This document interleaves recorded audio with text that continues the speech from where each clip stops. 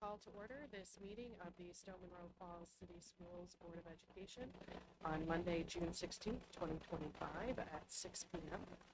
Roll call, please. East Jenkins. Here. Merlady. Here. Sheehan. Here. Siodonic. Here. Wynn. Here. Please join us in the Pledge of Allegiance.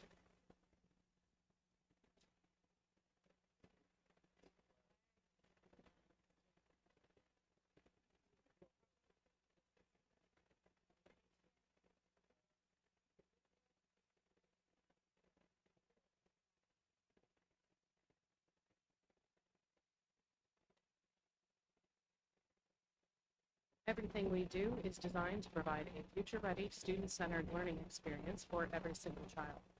Our strategic plan for 2021 through 2026 will help us accomplish this goal by considering every facet of a student's learning experience, from curriculum to infrastructure to wellness and everything in between. As members of the Board of Education, we serve as trustees. Therefore, this is a business meeting being conducted in public, not a public meeting. We are grateful to serve an engaged community and therefore encourage and respect input from citizens. We expect that everyone present will behave in a manner consistent with the behavior we expect of our students. We reserve the right to have those who do not comply removed from our meeting. The first item on our agenda tonight, comments from the audience. At this time, we welcome any comments and concerns citizens wish to bring before the Board of Education. All comments must be directed to the entire board and be no longer than 3 minutes. We will listen to and consider your remarks, but there will be no conversation aside from clarifying questions. If you are seeking a direct response or further information, we ask that you submit your request in writing. Please begin your remarks with your first and last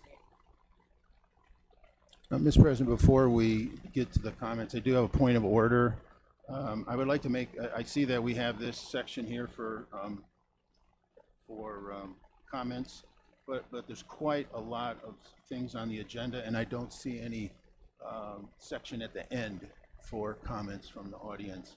That's true. We have one comment section on this agenda, as we've had at other work meetings. Well, I would like to make a motion that we add a second, I guess this would be 10A, section in the agenda, to amend the agenda to include a second comments from the audience section. There's a motion. Do I have a second? Seeing none, we'll move forward. Do we have any comments from our audience?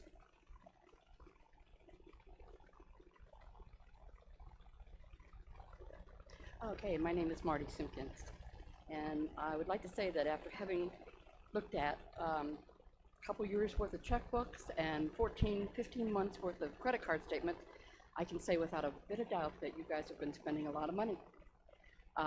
What I found out was that in between 23 and 24, between the levy and the reevaluation of houses, you ended up getting $14 million more. And in spite of that, you have been in the red consecutively for almost since 2020. So no matter how much money we've given you, you spent it. And I think that calls for some serious investigation on the part of the people in this city and that are giving you this money before you ever put another levy on here. And for your credit card statements, why are you putting lawyer fees on credit card statements? Why are you having late fees? Your interest for this 3 months alone has been $1,000. So you guys are really, really not setting a very good example for anybody that even thinks about giving you any more money to spend in this city. Thanks.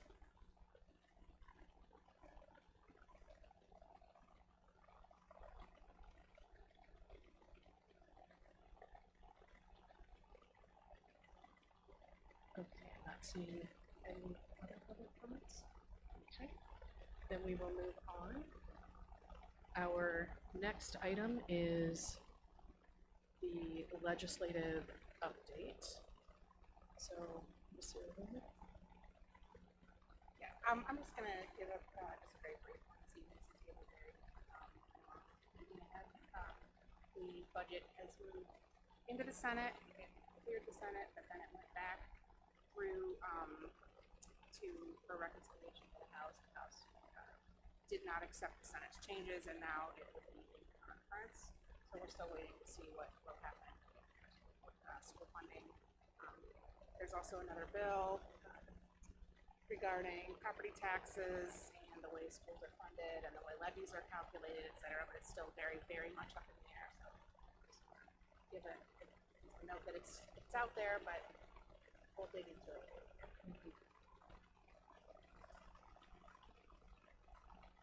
Anything else that we can legislative? Let's move on to committee updates.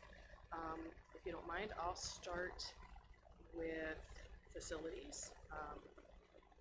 Our focus of the facilities meeting on May 20th was to gather feedback from the committee, and committee members were asked to bring a guest, so to kind of widen our audience for that meeting.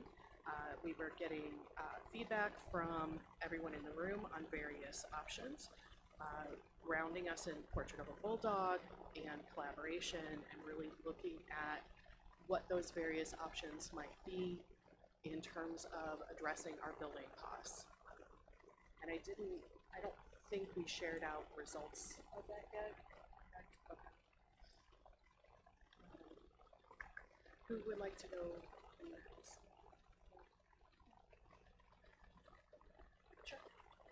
At this time, we'd like to share an update on that facilities meeting, so I'm going to ask Mark Tring to come up.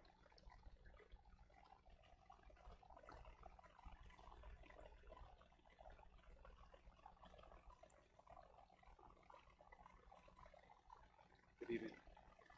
So appreciate the time and space to provide an opportunity to the public to update us on basically what has happened over the last 45 days in terms of facilities. And so, like Dr. Nguyen said, we start all of our meetings out with a portrait of a graduate, which in our case, the portrait of Bulldog, is a reminder to ground ourselves in the work that we expect our kids and teachers to be able to do, and how facilities can supplement that. And then when we talk about our facilities committee, we've really brought the scope this year. While a lot of folks talk about the future, we are here. This group has also allowed me to it's assisted me in terms of long-term planning, short-term planning, safety, compliance. How do we gather feedback in terms of those decisions, and also assisting with some type of financial planning, which has allowed me to be a better director of operations. And so to go back to the beginning where we were in February, just to look at the timeline, in February we were at Lakeview, gathered feedback. That was over these some of the big items that the community had talked about during November. In March, we were at Riverview. In this case, this meeting, we really discussed what it would be like if we phased in a project, as well as what would the costs be associated with 2 elementaries, 3 elementaries, plus a middle school. In April 2025, we met at Echo Hills. This is also when we provided the board with its first update of the spring. At this meeting, we talked about a warm, safe, and dry plan, breaking down our facilities assessment in terms of 5 years, 10 years, and beyond.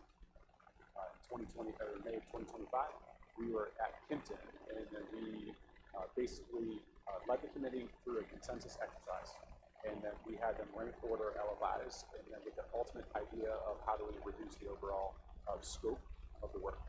And then here we are in June, providing our second update of the spring. Can you explain what an LFI is? Yeah, I can do that. Yeah. So I will get to our LFIs in a couple more slides, but I think it's important for our community to know is who is on the facility planning committee. A lot of times, a lot of folks in these meetings, they wear multiple hats, sometimes 3 hats. And so we asked our committee members to kind of identify the lens that they were approaching the problem at hand, or our theory of action, what would we like to, what should we be able to do. In this case, what I liked about this was we have 96 folks on the list that are a part of the planning committee. 22 attended in May. Of those 22 stakeholders, you can see right in front of you, 50% are identified from the community. These are parents, these are voters. Some are also employees and stakeholders. We also have business leaders and community stakeholders. And then we also had some city leadership in May at Kent.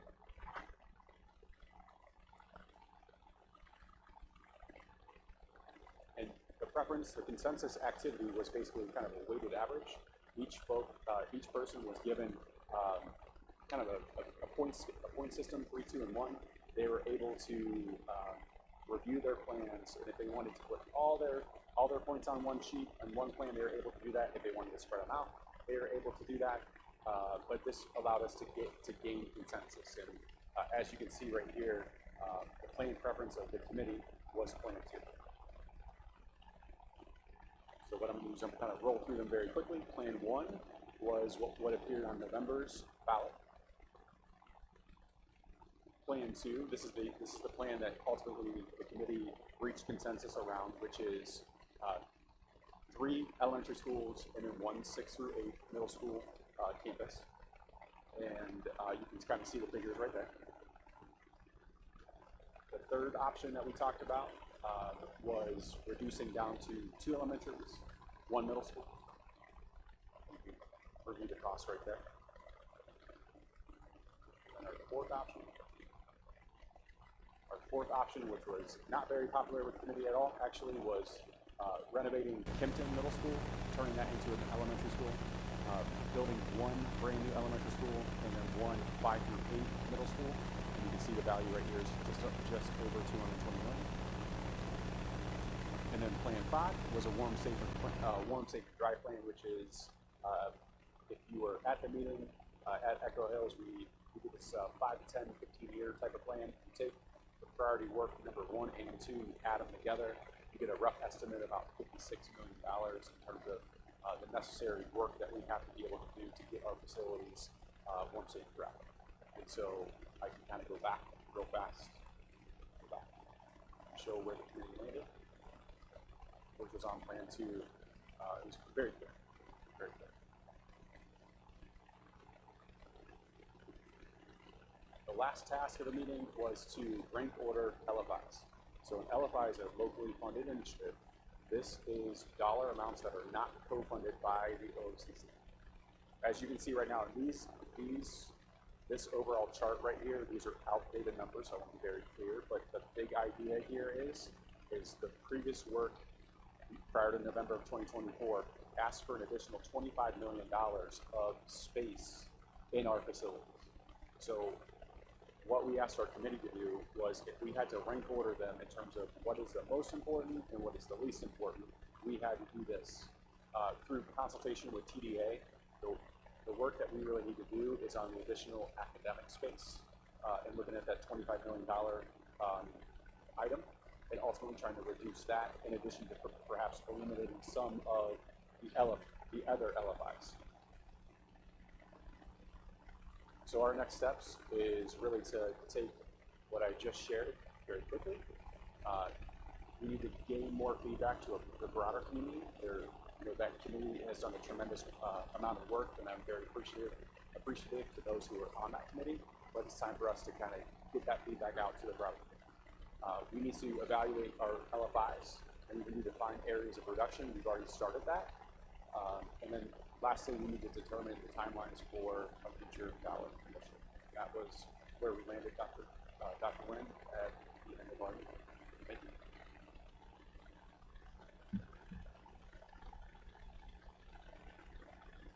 Thank you, Mr. Tree. No questions? Okay. Other committees, finance? The Finance Committee met. There were a couple items that we looked at to try and cut costs. We discussed the possibility of doing energy audits in all of our buildings. And I think that was something that the committee was very favorable about doing, and we're looking into the details of how we would implement that. Also, one of the committee members presented a program, was kind of like a energy buddies with the staff so that they could go over ways that each teacher, aide, principals, everybody would work together to try to find ways to cut costs with energy. You know, every simple things, just turning out lights and that type of thing, making sure that if they see water leaking or dripping or whatever, that they report it right away. And there's like a whole program that can be implemented to teach them what to look for and, you know, how to implement that process. So we're looking at that as a possibility as well. One of the other things that was presented was the principal's budget, which provides a lot of supplies for the classrooms, has been cut by 10% in the past, and costs keep rising, and we're trying to discuss different ways to increase funds to get some more supplies in the classrooms, mostly for art, phys ed, science, workbooks, those type of items. And so we were looking at the possibility of a fee for the parents, something reasonable, but a fee for the parents to, along with the school supplies, this is like another school supply fee, basically. This is something that is already implemented in the high school, and we're looking at doing this in the lower grades, and we'll probably see more details on that in the next meeting. Thank you. Any questions?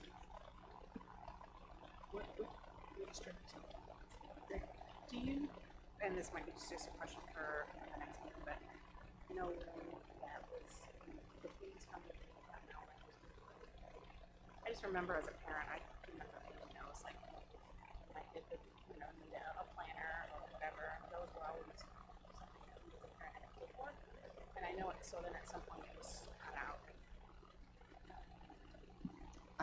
Nobody actually reported when those fees were removed, but we do know that we had those fees in the past, and all of the 6th district compact schools currently have these fees and other fees.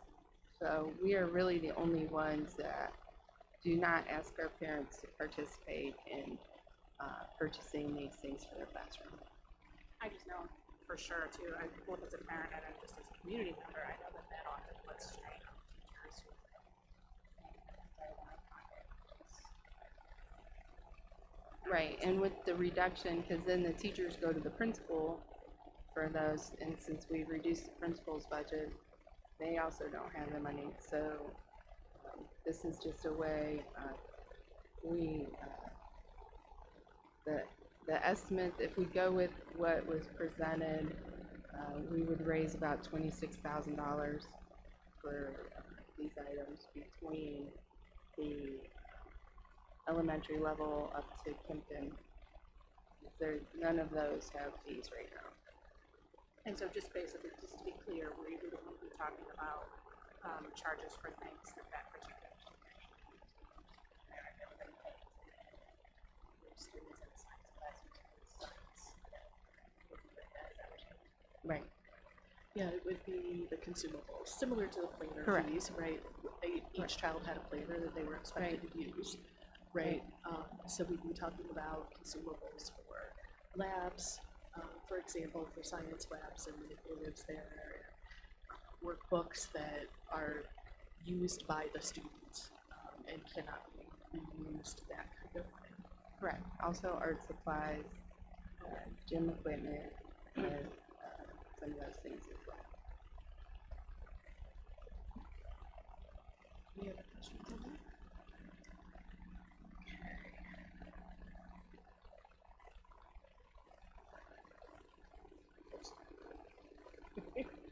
Because we definitely want to pick up the voices on the street. Thank you, Dr. Bull.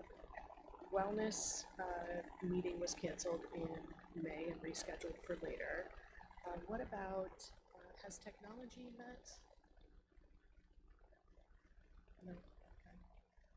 And then Mr. Sheehan, safety? No, we were to have one, I think it was last week, and it's going to be rescheduled. Anything else that I'm missing?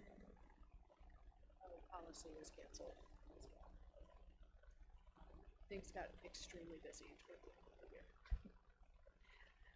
Okay, so that is all of our committees. We will move on to item 6, superintendent's recommendation. Good evening. I would like to recommend the following personnel recommendations. Do I have a motion? So moved. Second. Any discussion?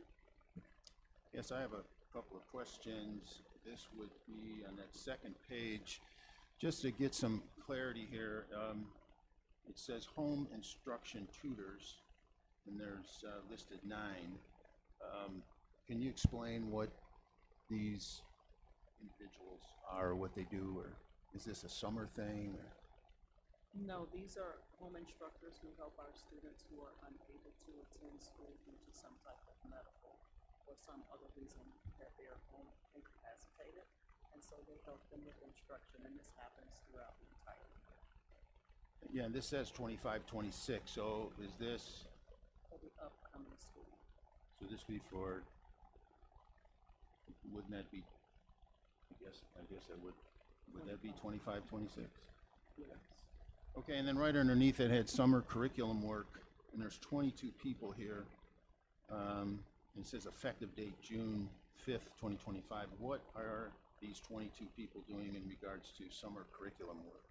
So this is summer curriculum work that is around looking at our pacing guide that is attached to the curriculum that is being used, seeing what things that we may need to move around, things we may need to take away, or things we may need to take out.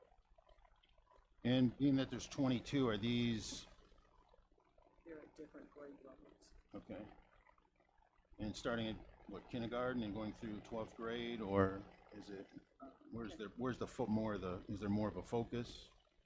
More so of a focus right now, K through 6, but there are pacing guides that are also at middle school and at high school.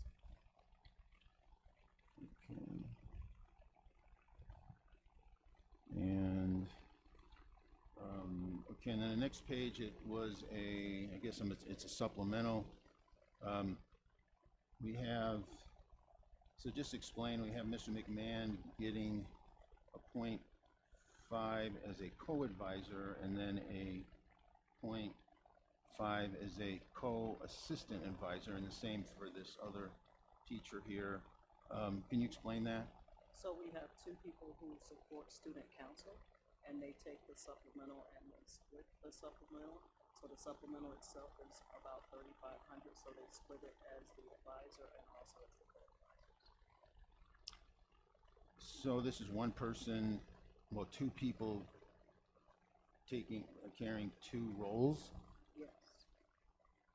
So then in the Is there more work being that they're the advisor and the co-advisor, or the co-assistant advisor?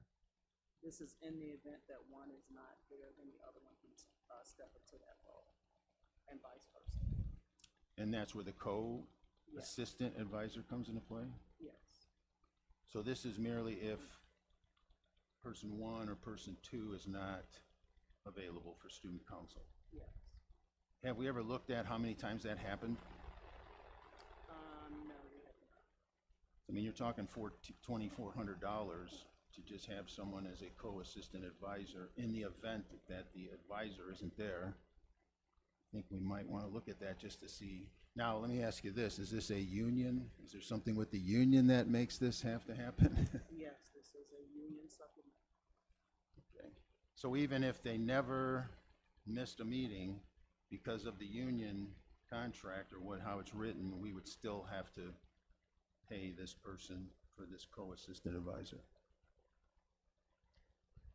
I believe that there are two positions to support student council, that there's enough work there for the teachers, that there are two positions, and rather than one person being the advisor and one person being the assistant advisor, you have two people splitting those two roles. But there are two people's worth of work to be done with that, correct? There's quite a few kids who are in student council.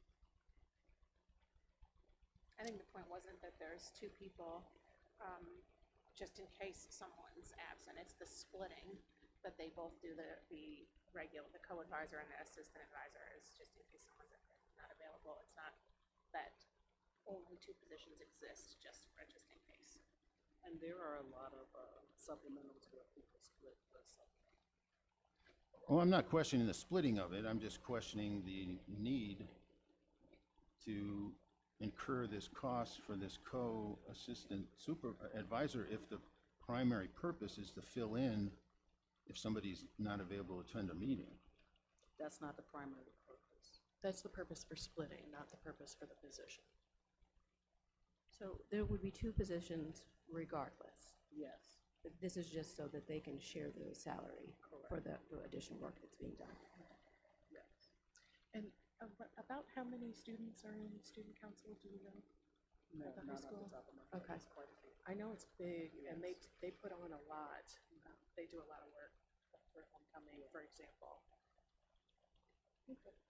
No, I'm not questioning that. It's just that something just seems off here in respect to, I mean, you could say that, well, the principal, she, takes care of, 1,500 kids. Now, there are assistant principals. Something just doesn't seem right. But again, if I'm fighting the issue of it's in the contract, then I guess there's not much I can do to challenge this or to see if it's really valid or if we could save some money. Supplementals are absolutely Supplementals part of are the part of contracts. the contract. Okay. All right, if we go towards the back, I have here new employment, and there's a list, and but then I go under resignations, and I see some of the same people, but I do see, let's see, if I go to resignations, it says end of school year 24-25.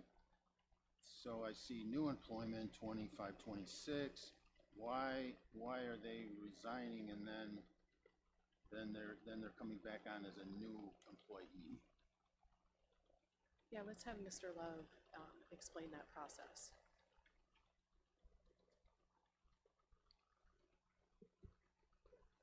So those are classified positions, so they're paraprofessionals, a lot of special education aides.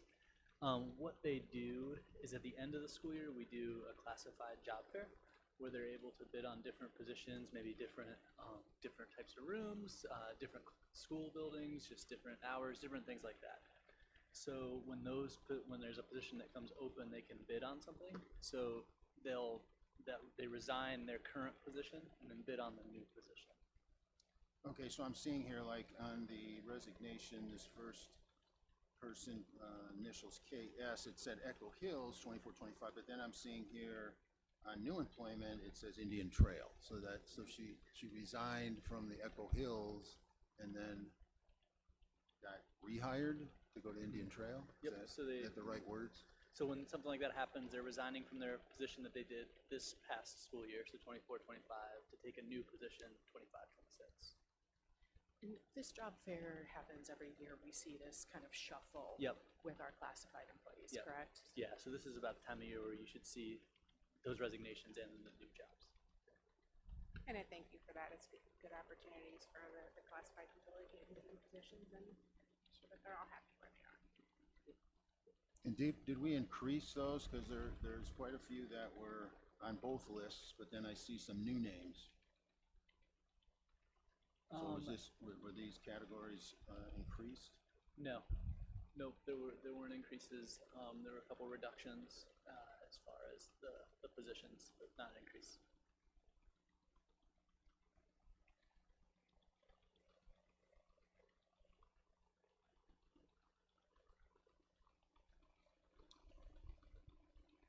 right, thank you. Thank you, Mr. Locke. Roll call, please. East Jenkins, Aye. Merlady, Aye. Sheehan, Aye. Suedonic, Aye. Wind. Aye. Next item, memorandum of understanding. Do I have a motion? So moved. Second. Dr. Gould?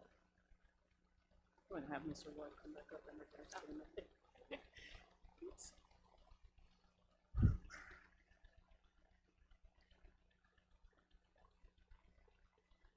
Yes.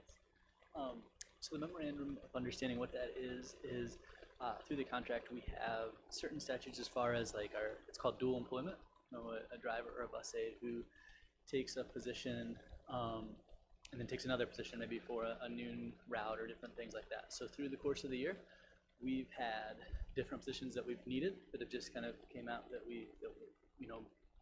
we needed pretty much just new for this year. So as people have bid on those positions, it can make someone a dual employee.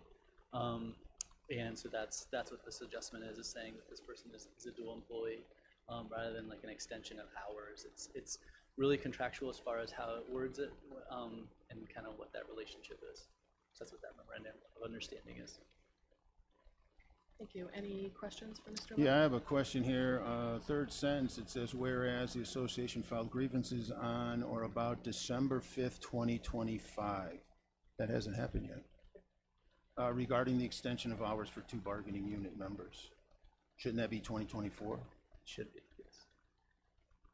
And number 2, and I'll just use her initial CS.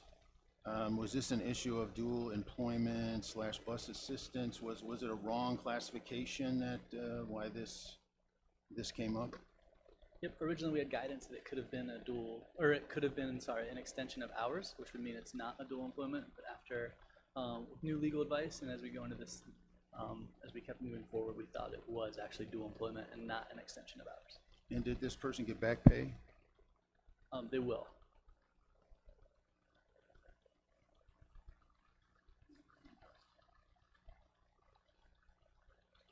Okay. Anything else? Roll call, please. East Jenkins, Aye. Merlady, Aye. Sheehan, I'm going to say no because we have the wrong date on here. Suedonic, Aye. Wind. Aye.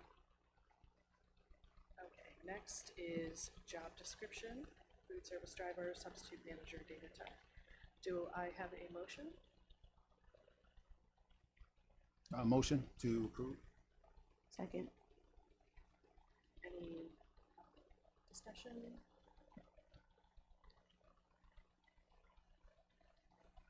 Roll call, please. East Jenkins, Aye. Merlady, Aye. Sheehan, Aye. Suedonic, Aye. Wind. Aye. Okay, next, we have our board affiliate reports. I was very excited to invite Mr. Crawford to come tell us a little bit about what is happening with Parks and Recreation. And then Ms. East Jenkins will also give us some information about Stowe Schools Foundation. I wanted us to, make sure that we're staying in touch with other organizations and our appointees on various things. So, Mr. Crawford?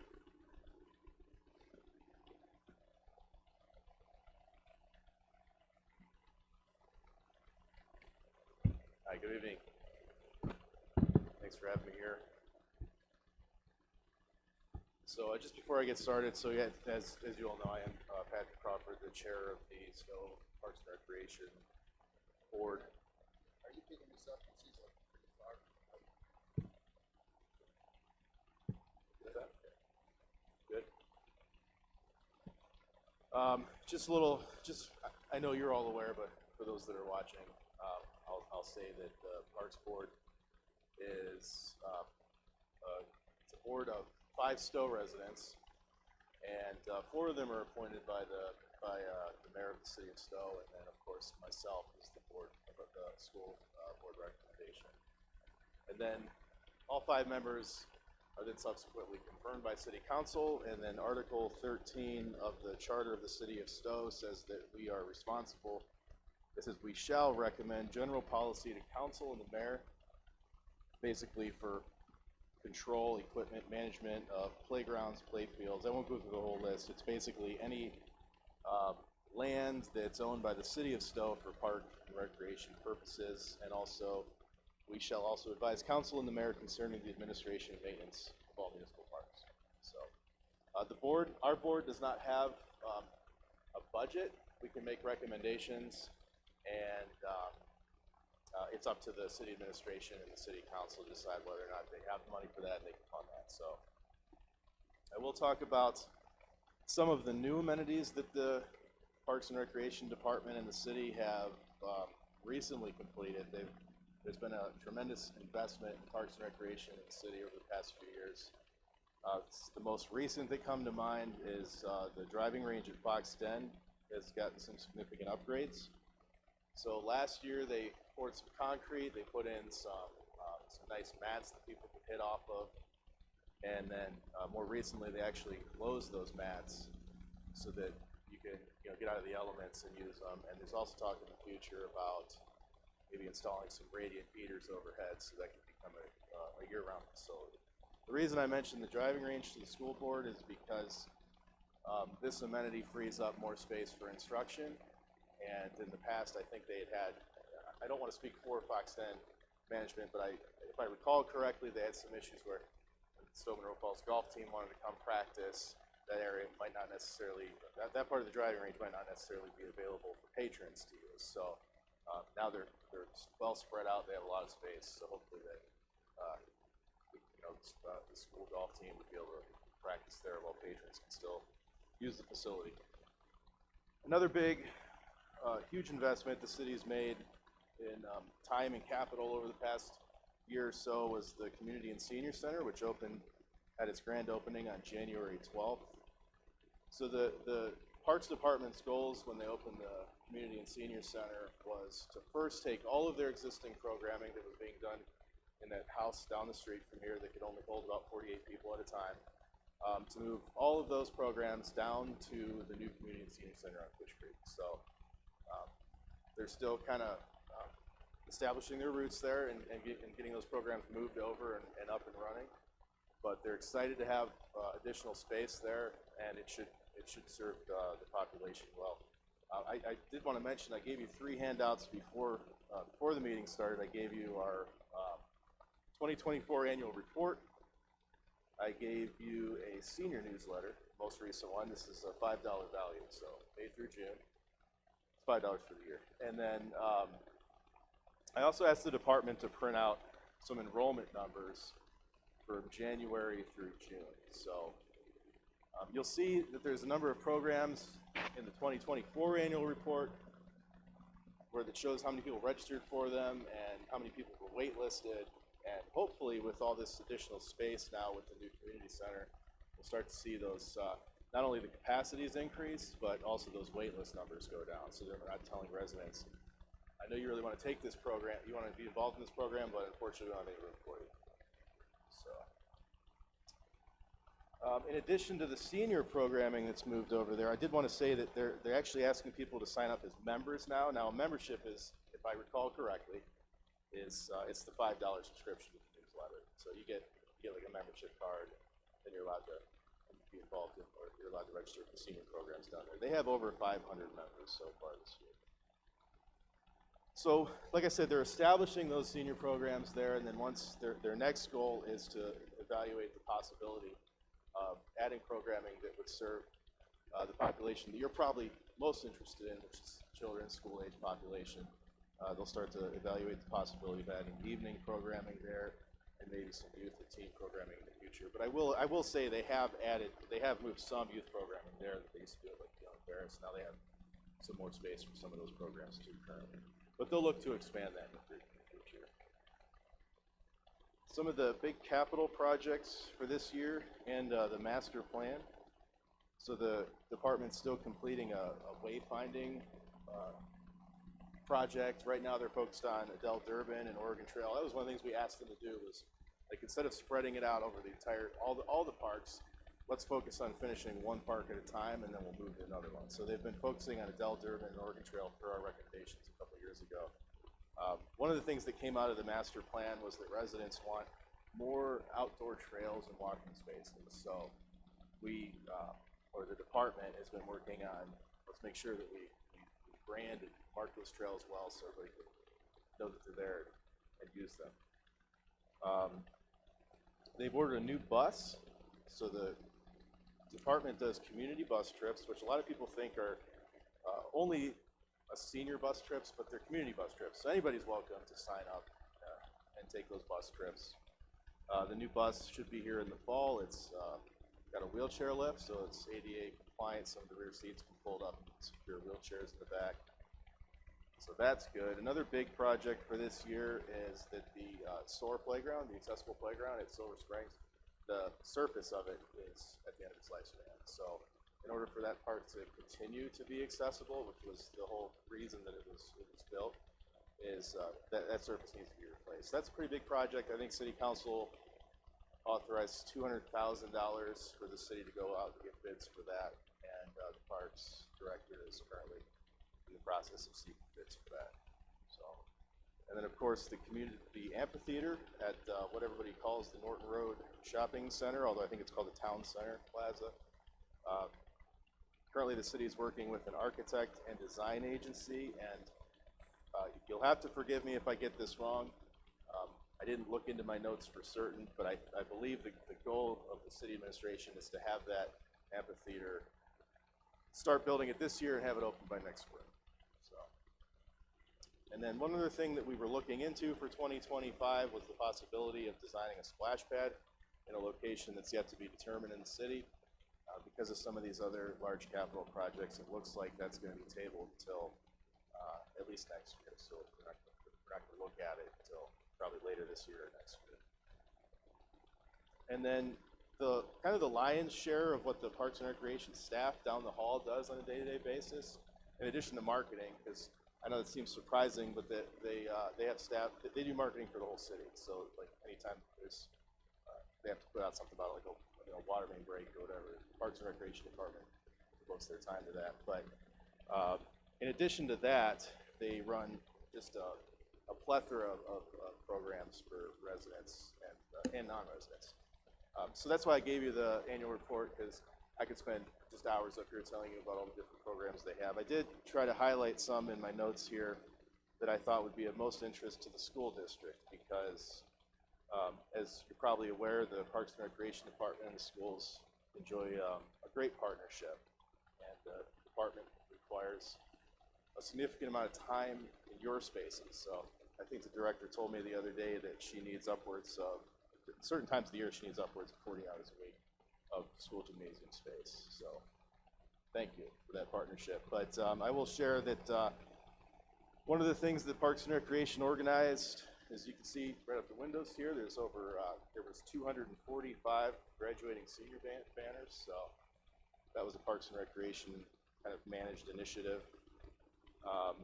They just completed their basketball leagues, their 24-25 basketball leagues, which serves students from elementary school all the way up to the high school. I found here they had 300 registrants for elementary and intermediate level, 60 for 6 through 8, 80 for the high school. They just started an outdoor summer basketball league, which is completely full. It has 104 registrants, and those are children grades 3 through 12. So, volleyball it was full. They had 75. That was grades 3 through 6. Lacrosse also grades 3 through 6, 52. They have tennis camps and leagues that started earlier this month and go through the summer. Those are all at or near full at 120. There's some art camps this summer that serve children ages 5 all the way up through 19. They have 45 registered for that. The very popular Silver Spring Summer Day Camp, which sold out in a matter of hours after opening registrations, as it historically has, serves grades 1 through 6, and I think they have 130 in that program right now. That's currently going on. And then some events coming up on the radar in the future. There's the paddle battle, June 27th and 29th. I thought I'd mention that. It's done in collaboration between the city and the speech and debate team at the high school. And of course, that's at the lovely new paddleball courts at Oregon Trail Park. And then kind of their banner events for the rest of the year, the 4th of July Parade and the Summer Sunset Blast. So the parade, actively planning that right now. There's 90 people registered for that. It's an election year, so obviously there's going to be a lot of candidates registering, and we look forward to seeing the marching band there as always. And then the Sunset Blast, still in planning phases of that. That's August 30th and 31st. They're working on vendors. There'll be non-food vendors, food vendors. There will be a kids area that usually I think they charge a admission fee before you get a wristband. And that concludes with fireworks on August 31st. So, like I said, there's a lot that the department does, and we do our best to support them. And, like I said, I apologize if I'm not going to stay for the whole meeting, but I am happy to answer any questions you might have for now. Thank you. There's quite a lot of collaboration back and forth, and I think it's much appreciated on all sides. Any questions? Patrick, there's anything that you could, if you could pick one thing that you could say, hey, we need to work better at as far as the parks and the schools? Is there anything that kind of sticks out? I honestly, I don't want to speak for the department or the board. They seem to have a great relationship. I just met with the director the other day, and she told me that she has a good relationship with Mr. Train. I do know that they have a need for space. It would be nice to see if we could utilize maybe the field house, but I realize there's a lot of different variables that go into whether or not things can be facilitated in that space or not. Just myself as just like I said, someone who follows this stuff, I know they could use the space, and you have space available that if those factors can get worked out, it'd be nice if they could utilize that.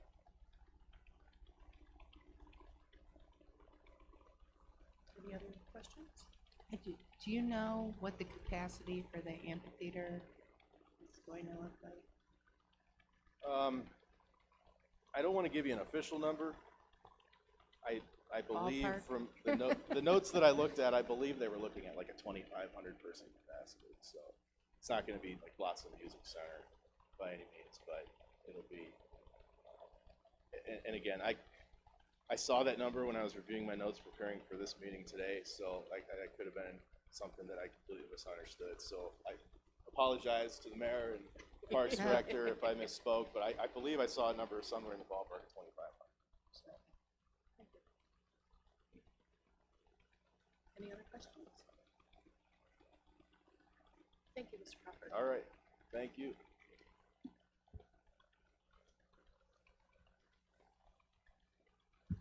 Okay, moving on to Stow Schools Foundation. Okay. Let's start with that. So I have actually been a member of the Stow Schools Foundation since 2018, so I was happy to serve as the board rep instead of having another person do another meeting. Our foundation is made up of 12 to 15 community members, but now under the leadership of our president, Dave Segan, we've added 8 community reps to the board to add more stakeholders from the community to help guide the mission. So this is additional admin from each of the schools, and then a council person from each city. This year, we partnered with the Bulldog Bag Cilantro First Annual Turkey Bowl with the funds earmarked for teacher grants. We've awarded $5,000 in teacher grants, and then just recently gave 90 seniors $120,000 in scholarships. We've worked to increase our donor communication with a quarterly newsletter and increase transparency with donors by launching an online hub for their statements and the communication with them. And we are working to add a new scholarship and grant opportunity district-wide. This year we added 5. And the big thing is this year we are celebrating 40 years, and with our we're going to do a $40,000 campaign reception in the fall, and a day of service in 2026. So, good things to come. Lots of good things coming out of the Schools Foundation for a long time. I don't think a lot of people know that it exists and what it does. It's not just scholarships. want teachers really to start applying for some of those grants. I think they always go to the PTA thinking that's the only place, but there's a lot of money for teachers. That was going to be one of my questions. I think the senior scholarships are the most visible to a lot of community members. But then, yeah, how much is going toward our teachers as well? So I don't have a number, but I think when they ask, it's a look to see what we could do, you know, to get whatever they need. Okay. They're definitely getting bigger grants than the PTAs are able to do. Mhm. Because I think those are usually a couple $100. Yeah, per PTAs are teacher. usually pretty low. Which, no, not to the PTAs, but these are the bigger items for the classrooms or the labs or things like that. How do you let teachers know that that's available?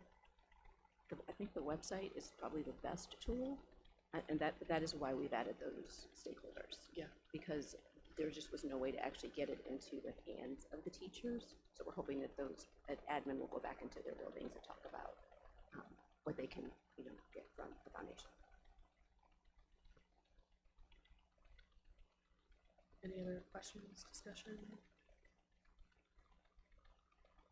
Thank you. Okay, that moves us on to new business. This evening under new business, there are 3 policies for the board to review. These policies are reviewed annually. The first policy is the one for homeless students. This is board policy 5111.01. The second one is Title I services, board policy 2261, and intra-district and open enrollment board policy 5102. So these have not changed, this is just the annual review, correct? Yes, this is the annual review. They have not changed at all. And there's no board action required other than placing them for review. Yes. And this happens. Any questions? Okay, let's move on then to number 9, our discussion items. Our first item, Mr. Galano, if you would like to start us out on that. Yeah. So, I already talked to Frank about this for the next school year. Just really looking at specific dates for the fiscal year end, just how it aligns up with payroll and our last check run of the fiscal year. But I'm looking to see if we could add a special meeting to the last Monday of the month, which is June 30th. Could be a relatively quick meeting, so we could do 7:30 in the morning. It would be approving our estimated resources and final appropriations for this fiscal year. So really zeroing out the accounts. Hey, this is how much we spent on everything, payroll, and all the funds you see on the cash position report, and then you recommend for next year's appropriations. So since we have payroll next Friday, that's why I'm asking for Monday, June 30th. Okay, so we couldn't do it at next Monday's meeting. No, I don't want to try to estimate that when there's too many variables at hand, especially when it comes to payroll. Okay. So what is everyone's availability on the 30th, either for a morning meeting or for an evening meeting? I know I'm available for either the 7:30 or the 6 o'clock in the evening, 7:30 a.m. or 6 p.m. I can do either. Okay. Would we be then keeping next week as well? Yes. Yep. Yeah. Unfortunately, I do apologize. It'll be 3 meetings back to back. And there is already quite a bit that we need to discuss next week, so. I could do either, but my preference would be for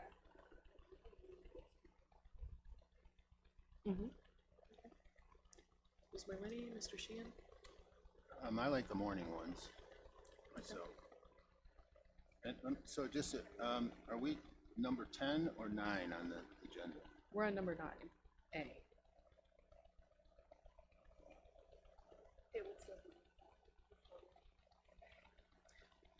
Yeah, I believe either time we would want to report Yeah. and live stream that. in the morning. Ms. Merlini? Would you be available? Or have a preference? I think so, but afternoon would be preferred. I think I could do either. We would be voting at this meeting. Yes. There'll be two recommendations, one for final appropriations for fiscal year 25, and then appropriations for 26, fiscal year 26. We may want to consider evening because we get comments from our community when we're voting. So, so that we can have that ability. Yeah, I would lean toward the evening when we're taking action as well. So it sounds like consensus. What date's the 30th? Monday. It's a Monday. Consensus would be 6 p.m. Monday, June 30th for the special meeting.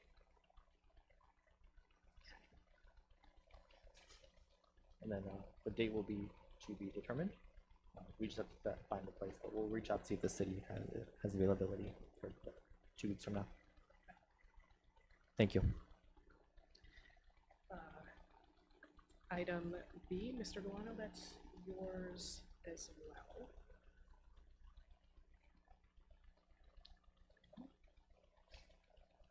Okay.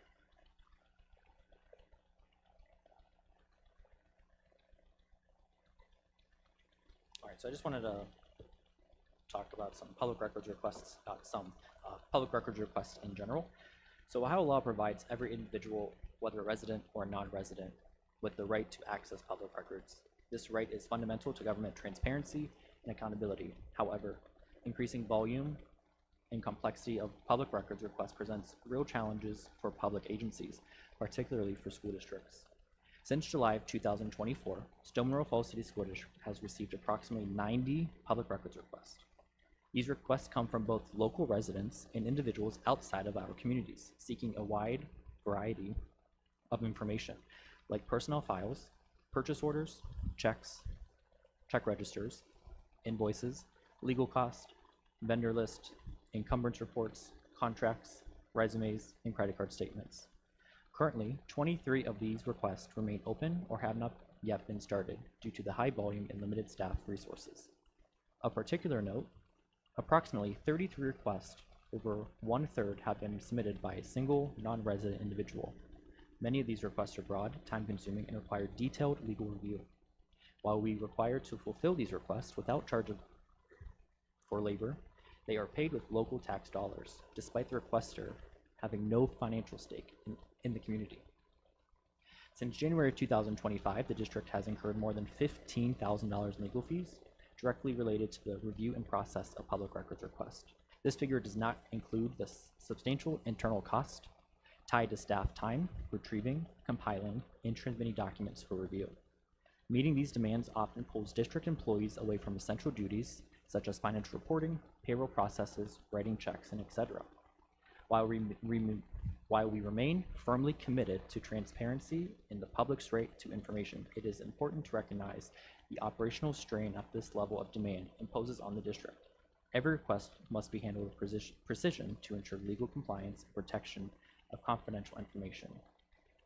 The cumulative impact is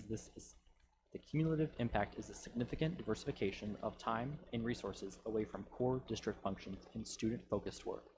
We will continue to fulfill our obligations under Ohio law while also advocating for reasonable and sustainable practices that respect both transparencies and the needs of our schools. So I just wanted to kind of give a basis of public records. Some people are familiar with the public records process, and some people are not familiar with the public records process. Most all of the documents that we have internal at the school district is public records requestable. So you would just email, call, write, stop at the office to submit a public records request, and then we would process those requests. Like I said, we have seen an uptick in public records requests since I've been here, and if it keeps going in this direction, we would have to start looking at possibly additional staff to start fulfilling these requests in a much more timely manner. Especially it's a bad time because it's fiscal year end. We're trying to wrap everything up, so it's really a strain on the the finance department if it's finances, and also the human resources department if it's more of a personnel matter involved. So there's a lot that behind the scenes work that I don't know if some requesters understand, but it takes some time. Some of these requests just for the accounts payable position to do, you know, finding the check in the system, to go pull the check from the files. And if the files have already been scanned, going to a different database to print those copies, or to download them. One of them took about an hour and a half just to do one. That was her time. So there is a cost to it, and that's also taking away the stuff that she could be doing during that time. So just wanted to kind of give a brief overview of just what the district has been seeing in public records requests. Mr. Galano, I know we have discussed before the potential for charging for some public records. Would this be something that you would recommend we revisit in the future? Yeah, I would definitely want to get a more like legal perspective and other alternative perspectives to see if that's something we can do, if that's something you know, we're legally allowed to do. Because I don't want to be breaking the law over something. Absolutely. Yeah. So we could definitely take a look at it, and I could reach out to some other agencies, OSBA, OASBO. So we don't always have to reach out to legal for some of the stuff. So I will always reach out to those avenues as well before reaching out to legal. Can you take us through when it comes in, the records request? I don't think people understand what happens. Like you get an email, you get a phone call. What does that look like? Yeah, we definitely have a 99% of them come through email. Some of them do go through the Google form out there on the website. Some of them do go to the Board of Education, and some of them do go to me. It's rare if they get sent directly to me, but they do. If they do get sent to a building principal, that gets sent to me as well, because I am the custodial for the public records request. And once that comes in, I will put it on my log and start to, well, depending on where I'm at on the log, if it's we're not have very many, let's just say we're caught up and one comes in tomorrow, we can then start reaching out to people who would get those documents. So if it comes to me and it's a personnel file, I would send it off to HR. If they could get the file, scan the file to me, and then that would get sent off to legal for further review. And then once legal looks at it, it gets back to me, then I send it off to the requester in the format they request, and most of the time, if not all the time, it will be via email, because there's no charge to that for copies or anything like that. Thank you. Mm-hmm. So, legal reviews every public records request? Not every public records request. When it deals with more financial matters and personnel matters, they will look at public records requests. If someone's requesting the cash position report, I do not send that to legal. If someone's requesting, you know, encumbrance reports, there's a company, Smart Procurement. They about every 3 months they will request, you know, what the district is purchasing. So that's an easy report ran from the system, and that does not get sent to legal. So the easier reports that are accessible from the system do not get those do not get sent to legal. So the primary purpose of having legal review would be to ensure that we've redacted information that isn't public record, correct? Yes, and there's times where I will kind of start the redaction process of what I think is the things that should be redacted, and then once they take another set of eyes looking over it, they will look at some things and redact more. And anything that needs to be redacted has to be, you have to give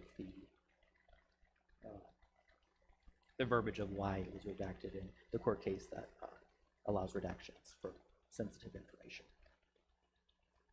Just to be clear too, if we still had continued under our old retainer that we stopped at the beginning of the year, we would still be paying because of the large spike in records requests, correct?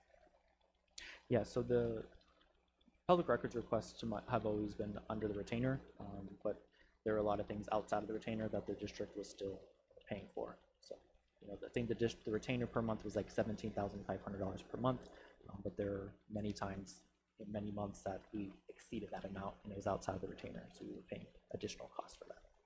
So I just want to make sure that keeping us on retainer would not have, it doesn't predicate the having a large spike in fees. If that's going to be based on how many we get, not what our legal contract is, correct? Yeah. And I can't say for fact that not every public records request fit in the realm of the retainer, because if they had to go reach out to somebody else outside of the law firm and they got charged for that, we would have gotten charged for that as well. So I had been, someone had asked me if, you know, the way things were structured before would have protected us from a large spike. And it just seemed like all the research that I've done based on what our legal contract is like, it doesn't protect you from kind of the additional cost. So when you get a large spike of records requests and it takes them longer times, attorneys are not going to give their time for free, and if it's costing them more than the $17,000 that we use to pay for that. Just want to make sure that was clear to people.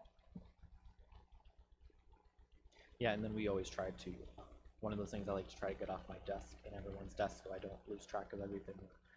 But as soon as they usually come in, we try to get them off to the requester in a timely manner. So I don't like holding on to things. It's one of those things I like to get it done. Check it off my to-do list. So.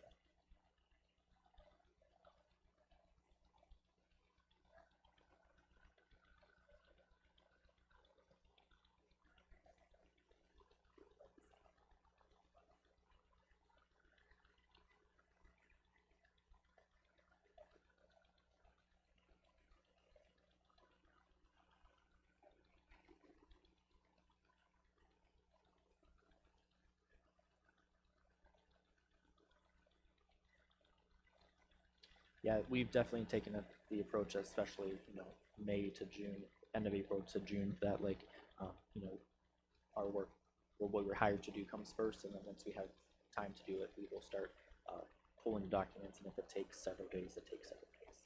So we want to make sure that we're using our time the best we can, and the financial resources as well.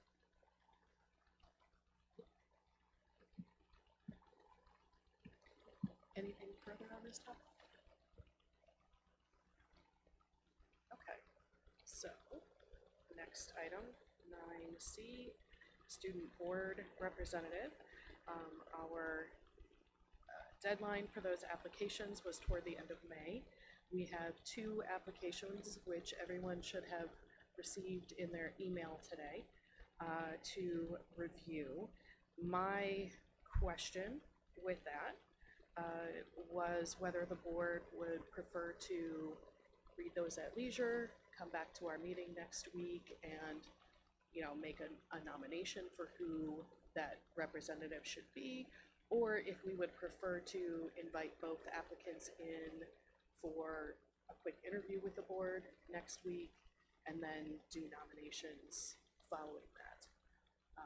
With only 2, I don't know whether we necessarily need interviews to sort through our candidates, but I wanted to see what everyone else thought about that.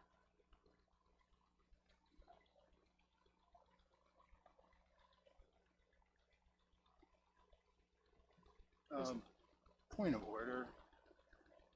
The agenda that I'm looking at is not the one that you're using. So what's going on? I printed this agenda up Saturday evening, and Mr. Shane, the agenda has not been, at least to my knowledge, not been modified since Saturday morning. So we're on item Right, 9C. 9C. I don't see, there was a presentation which was number 5, which was academics, which I didn't hear. So then that pushed everything to 9. I don't see anything about the student, and I'm looking at what were the discussion items, which were on here: special meeting for appropriations, and then public records requests. And I see here credit card statements by me as C, D, E, F, G, H, I, J, K, L. And you're talking about student representative that I don't even see on here. So what happened between Saturday and today? And why are my items on here somewhere? Your items are coming up after this, starting what with is- item D. I assume the student board representative is the thing that is not on your draft agenda that you had printed out. Right, nor But it nor is on this the academics agenda that's presentation. published. Well, that was published. Okay,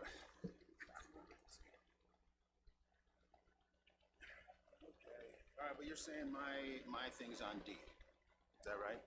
They're all on there, all right. I've talked about this before. I can't keep going back to the agenda every 20 minutes to see if there's a change on here. I pulled this up Saturday so I could work on it. I shouldn't have to pull this up again to get surprised at a meeting. As Mr. Galano said, this hasn't been modified in the last couple of days. And we are following the agenda that is currently posted.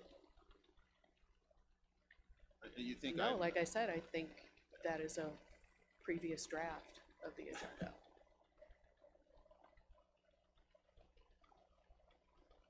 Mr. Sheen, your mic's off. Your mic's off. I clicked the live one, so because I know sometime Friday it goes live, I clicked it Saturday thinking everything's gonna be fine. This is what came out of my copy machine, or out of my printer, which is now different than what we're talking about here. By one item. I believe all those other items that are on your list were just moved. Well, two one items, letter because there down. was supposed to be an academics presentation that wasn't done, and then you mentioned this other one. Well, that's besides the point. How many times do I have to go to the agenda online to know what I'm gonna be sitting in front of? I've mentioned this before. It's very disconcerting. If it goes live and we change it, we should be notified.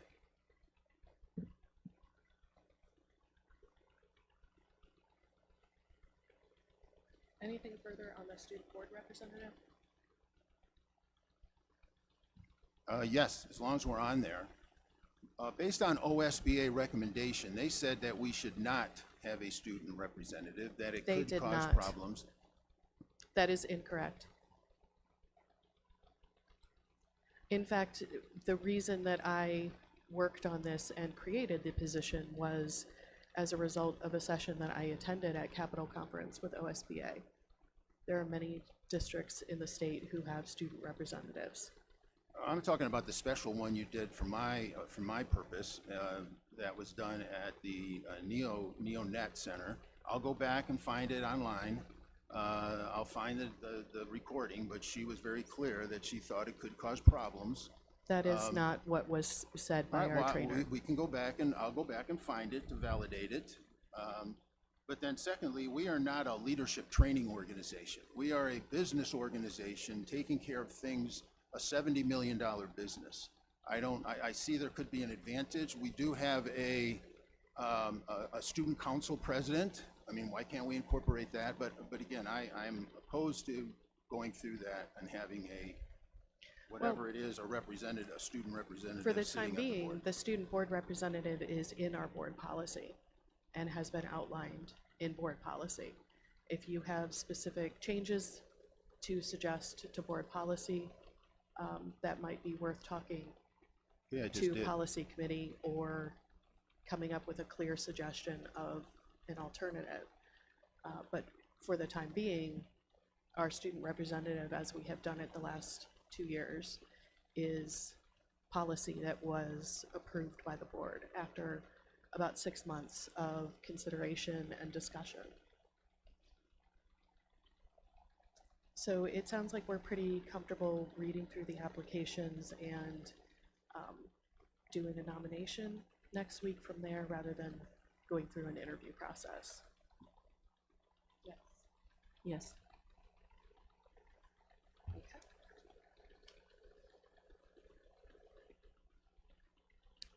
Okay, item D, Mr. Sheehan wanted to discuss credit card statements. I wanted to see first if Mr. Galano had any sort of general information for us to consider as we discuss this item. Yeah, I know this has been a hot topic in the community or on social medias, and especially with public records requests. The one thing that I just want to clarify or make known that all state transactions get tied out to, well, I want to rephrase that. most transactions, unless it's fraud, will get tied out to a PO, a requisition, and a check. So there's nothing that the district is spending that is not already tied out to a rec purchase order and a check. Fraud does happen. It happens on personal accounts, gets hacked, but we do reach out to the credit card company.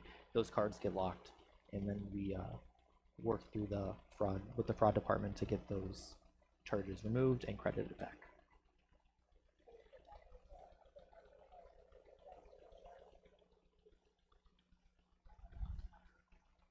Yeah, it happened on an admin's credit card. It was about $5,000 to DoorDash, which is a ton of money on DoorDash, and more than one person could eat.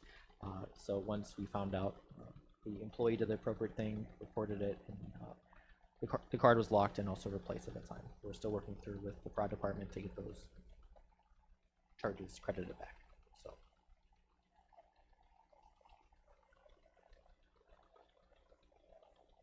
Yeah, we weren't paying that. Yep. Yes, and that will also get credited back too.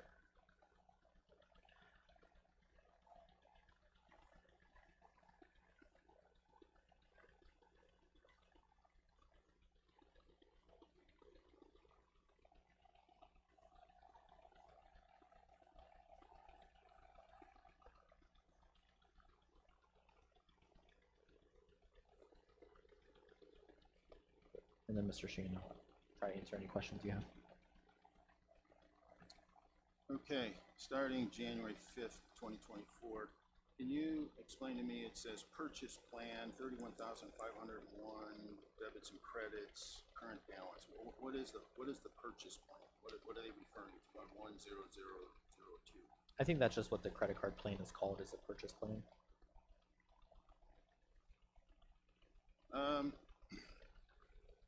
On December 19th, I'm seeing a food charge of $268 to Ray's Place. Do we have a PO? Do we have an approval? What do we have as far as why this? Is that 2024 or 2025, Mr. Sheehan? This is, well, it's on the January 5th, 2024 statement. So you're discussing a charge in December of 23? It looks like transaction date December, yeah, it would be 23, December 19th, posting date December 20th. Yeah, so just going back to what I said previous, anybody who's using a credit card has to have a purchase order in place, and I would have to go back and look through the specifics. Regarding your email you sent about 12 days ago, referring to a lot of the transactions you wanted to know, and I did indicate that I wasn't going to have time to go through all this to get back to you. So if there's general questions, I could kind of get back to you on, but if not, all right, so you're saying you don't know, we don't have a PO, we don't have anything no, to validate that's not what I'm this. saying, Mr. Sheehan. We have a PO, and the treasurer's office is currently involved in end-of-year duties. So looking up and identifying the PO is going to take some time. I'm sorry, I was speaking, Mr. Sheehan, and you are interrupting me. Okay. Our finance department, as we discussed a little while ago, when we discussed public records, it takes time to track down a specific expenditure and a specific PO. That doesn't mean the PO does not exist.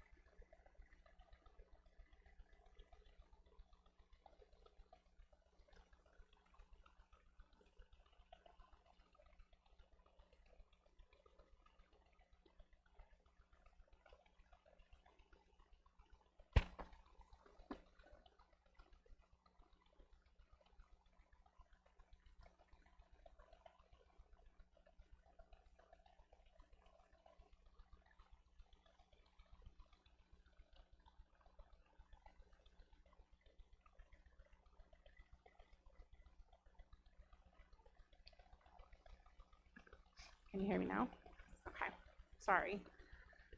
Thanks for letting me know. Okay, so I'll just reiterate sorry to anybody who has to hear it twice. The question that I have seen was about a charge at Pier 1 in Lakewood for $800. And the question was, I'd like to know who attended, what was the reason, let me see a copy of the receipt, and who approved it. And so the answers to that were, the people who attended were the graduating Level 2 CTE culinary students, 13 of them, as well as 3 members of Joshua's staff. The reason they attended was to experience fine dining and food as a part of their class. The copy of the receipt is attached.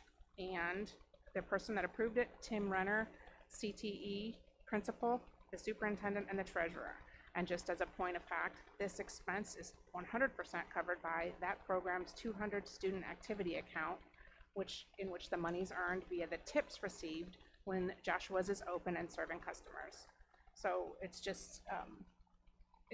think it's important for us not to get caught up in something that looks bad so that it must be bad. This is about serving our students and making sure that all of our students have the opportunities that they have, and we can safeguard our finances without playing Chicken Little. Okay, let me go on. Yes, I did receive that, and I did take that off this list, so it wasn't even going to be talked about. So anyways, I'm looking at November 14th, Thomas Bratton, $86 for the Hilton Hotel Columbus. I'm just going to go through and read these, and you don't know whether I feel bad or not, so don't tell me how I feel about these. But these are ones that I'm concerned about, that have a financial concern that I have, and I would like some validation. So we go on to December 19th, Meyer, this was Aisha Collier, $140. Then we get down to Mr. Keating on December 5th and December 19th. I see $22.38 for Dunkin' Donuts. I see $352 for Villacino's. Now, his name will come up a number of times because I see these quite a bit, and I was told that he does this for awards or something with the classroom, which brought me to a bunch of other questions. How many other teachers are doing this? Because I didn't see any of that through this. And just from a practical standpoint, we're buying donuts as rewards to children. So that's for another subject, for another day. February 5th, 2024. We have here Thomas Bratton buys Grammarly at $144. That's the annual. If anybody knows, Grammarly is a site that I don't know, I've been using it for 10 years, and it helps you correct your English. Well, he took the annual. Now, it did save money because the monthly is like $30, but these are professionals. We have English teachers. So I question, we're paying for Grammarly. Then we have Aisha here at a Hyatt Regency at $620 for something on a Tuesday in January 30th. This will be something I will talk about as far as potential limitations on the expense that our administrators are using for whatever they're doing. Here I have Patrick with the Grammarly at the $30, so he's paying the monthly. And here we have Mr. Keating again at the Dunkin' Donuts, not in Stowe, but this is the one in Cuyahoga Falls for $24.77. Mr. Keating, Marco's Pizza, $34, and here's Dunkin' Donuts in Cuyahoga Falls for another $22.38. So this $22.38 seems to be a repeating, so again, it must be what he's doing, which I guess is good in a way, but how about a nice little colorful certificate of achievement and not giving these kids donuts on the taxpayers' dime?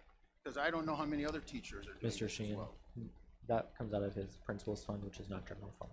Okay, which I'll get to the principal fund too, but again, what we get on the check, the credit card statement doesn't tell us that. All right, then we have Patrick here on December 5th, $533 for a hotel in Columbus. It does say professional development, but again, that'll be a conversation to, where are the limits, where do we stop as far as what we pay for these events. Now I'm looking at March 5th, 2024. We have here Mr. Feldman, a garage, something in Rochester, Minnesota for $900. And we have a hotel bill here on March 3rd for $222. We also have another hotel bill on March 3rd for $189. So again, questioning the fact that what is our athletic director doing, and is this something of value to the district? Then again, we have Mr. Bratton here, smart sign, $800. Oh, this was a good one here. American Paper Optics, $3,100. I did a little digging into this because this was a big number. From what I understand, these were the protective glasses you wore during the eclipse. So I don't know who gave him approval for this, or if the kids even got them, because I understand we weren't even in school that day. So, you know, again, where it's $3,100. Patrick, May I respond to that? What's that? May I respond to that? Because I know the answer to the glasses and why they All right. were in school. That was purchased because there was a plan to have the students use the eclipse as a learning experience, and then a time after that, we were advised by, I believe it was the county government, that that we should close schools, and so that purchase had already been made at the time. I don't think anybody would have approved buying eclipse glasses for children at home, but we were following the public safety guidelines and closed the school rather than have. Shouldn't have been approved anyways. Okay. I mean, you go to Giant Eagle and get them for free. So at least that's what my kids did, or my neighbors did. So here we have Patrick with the Grammarly. So Patrick's paying the monthly. Here's Mr. Keating again with another $22.98 on donuts. I think that was all for that one. No, there's more. Patrick here, Hilton Hotel, $69 on February 3rd. Okay, March 4th, 2024. Here we have our athletic director, $308 for Ohio State tickets. I really want to see that one.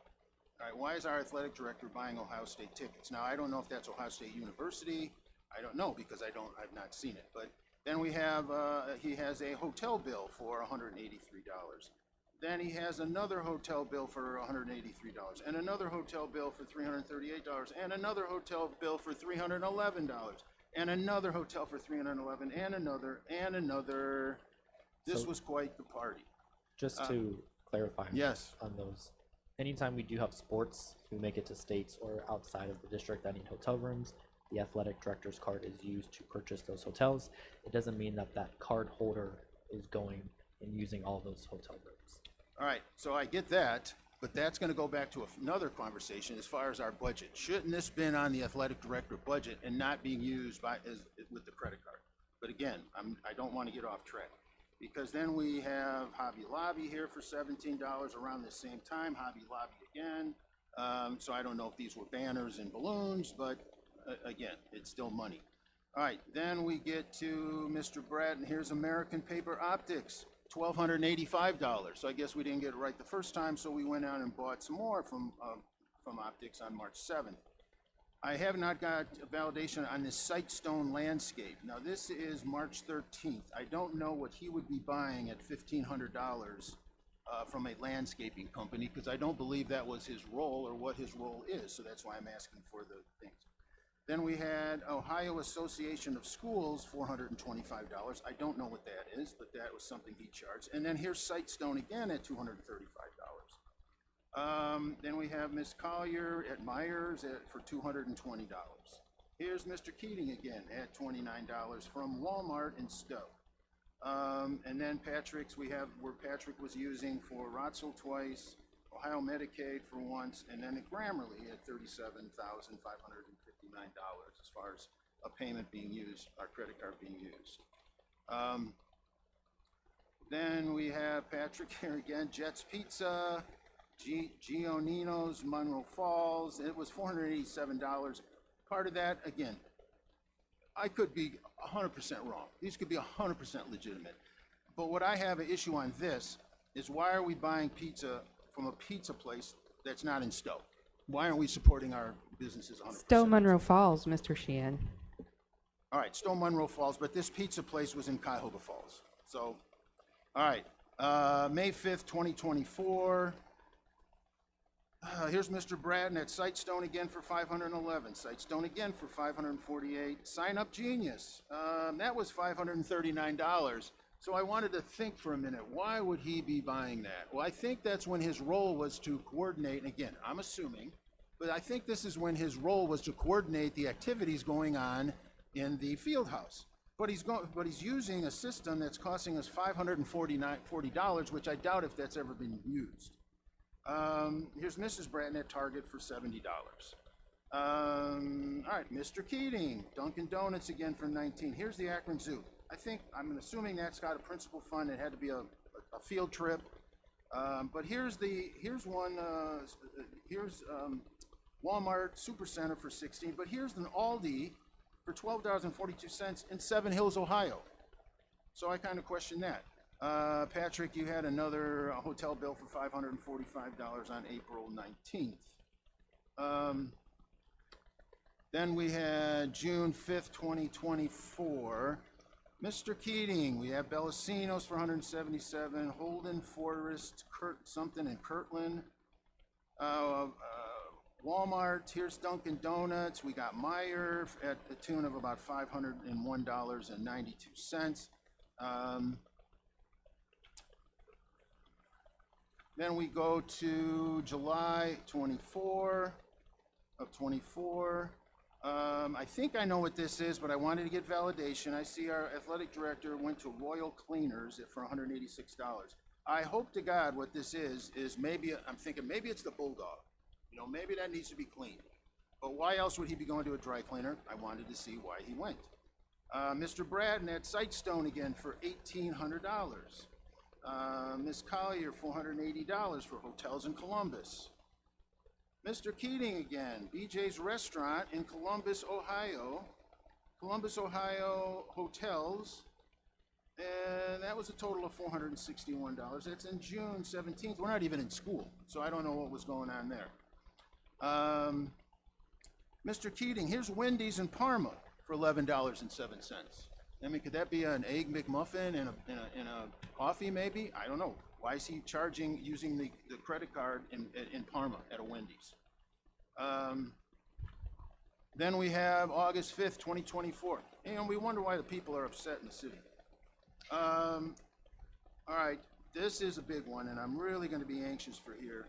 If you folks all remember, I made a big stink about the fact that we spent a lot of money, which was grant money, on a retreat. Well, I find out that there was a restaurant called Ferranti in Geneva and a restaurant called Geneva on the Lake Brewing Company. Ferranti was $897. That is a winery restaurant. And then we had the brewing company, which I've been there, is $470. Wanted to know who participated in that and why, and was this more grant money that was paying for this?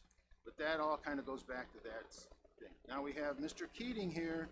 I don't know what this Smore is, SMOR.com. I see it a lot on here. Smore is a newsletter platform. All right, I thought so. And I'm going, why the heck are we professionals and we need Grammarly and we need newsletter platforms? Aren't we professionals that we should be able to do this? We have English teachers right there, a stone's throw away. It's okay. I use Grammarly because I'm not that smart. Mr. Sheehan, you're engaging in a lot of speculation here. And I would suggest that when you have, Mr. Sheehan, no. When you have you're telling me to be quiet in the middle of my presentation. You are interrupting your presentation of speculation. You're speculating and assuming, and Mr. Galano has already explained that he will get back to you on these specific charges. That's fine, but this is a public and have meeting, that and I'm conversation. letting the public know. And what make note purpose that I is was this serving? interrupted during my presentation. I just have one quick question. I just didn't know, because I've looked through all of these as well, and I see charges for from Julie Miller, Mike Love, Krista Crow, of all the other principals. I'm curious if there's a specific reason that you're calling out just, No, a you want me to go handful through all of four them? people. I will. No, I'm just No. curious why you're only calling out No, Aisha Collier. I'd like to finish, Christopher I would like Keating, to finish Tom my presentation. I'm just asking, is there a reason why you've skipped over I would like every to other finish charge? my presentation, and that's a lot of Your speculation. asking- you a question. innuendo. I'm asking you So a here we question. have Patrick, the budding tree, Spice Delight, lemongrass. So again, and I said this, and I will say it again, I could be 100% out of line here, but I think the public would like to know because they are asking. Here's that s'more again, and this is Mr. Keating who's buying this s'more. Frankly, I'll tell you, Mr. Keating, why it stuck out, because I'm looking at these $11, $12, $20.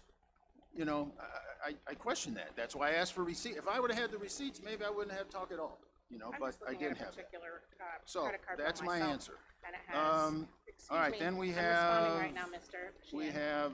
Mr. Sheehan, Ms. Suedonik has the floor for I'm looking 30 at one seconds. specific credit card, and it has Kyle Feldman, Julie Miller, Kristen Crowe, Aisha Collier, Patrick Milano, Tammy Cedar, Mike Love, Mark Treen, Felicia Gould.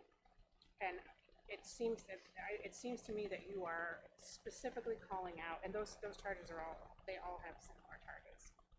And I'm just, You could take your want you to time be- and do the same thing. This I is my understand, I just time. think you need to be cautious about trying to target specific people and Not- acting like their charges are different than This others. is a statement. I'm just reading off the statement, and you don't need to you don't need to give me a law course here. All right, so then we have our athletic director, Red Roof. That was a credit. Here's Red Roof, $199. I don't know what this is. This was under the athletic department. It was GOSQ.com. I don't know what that is. Again, it's $720. Here's Mr. Keating, Giant Eagle in Broadview Heights, Illinois, Broadview Heights, Ohio, for $23. Giant Duncan in Stowe, $23. I mean, those are just kind of seem to be kind of odd.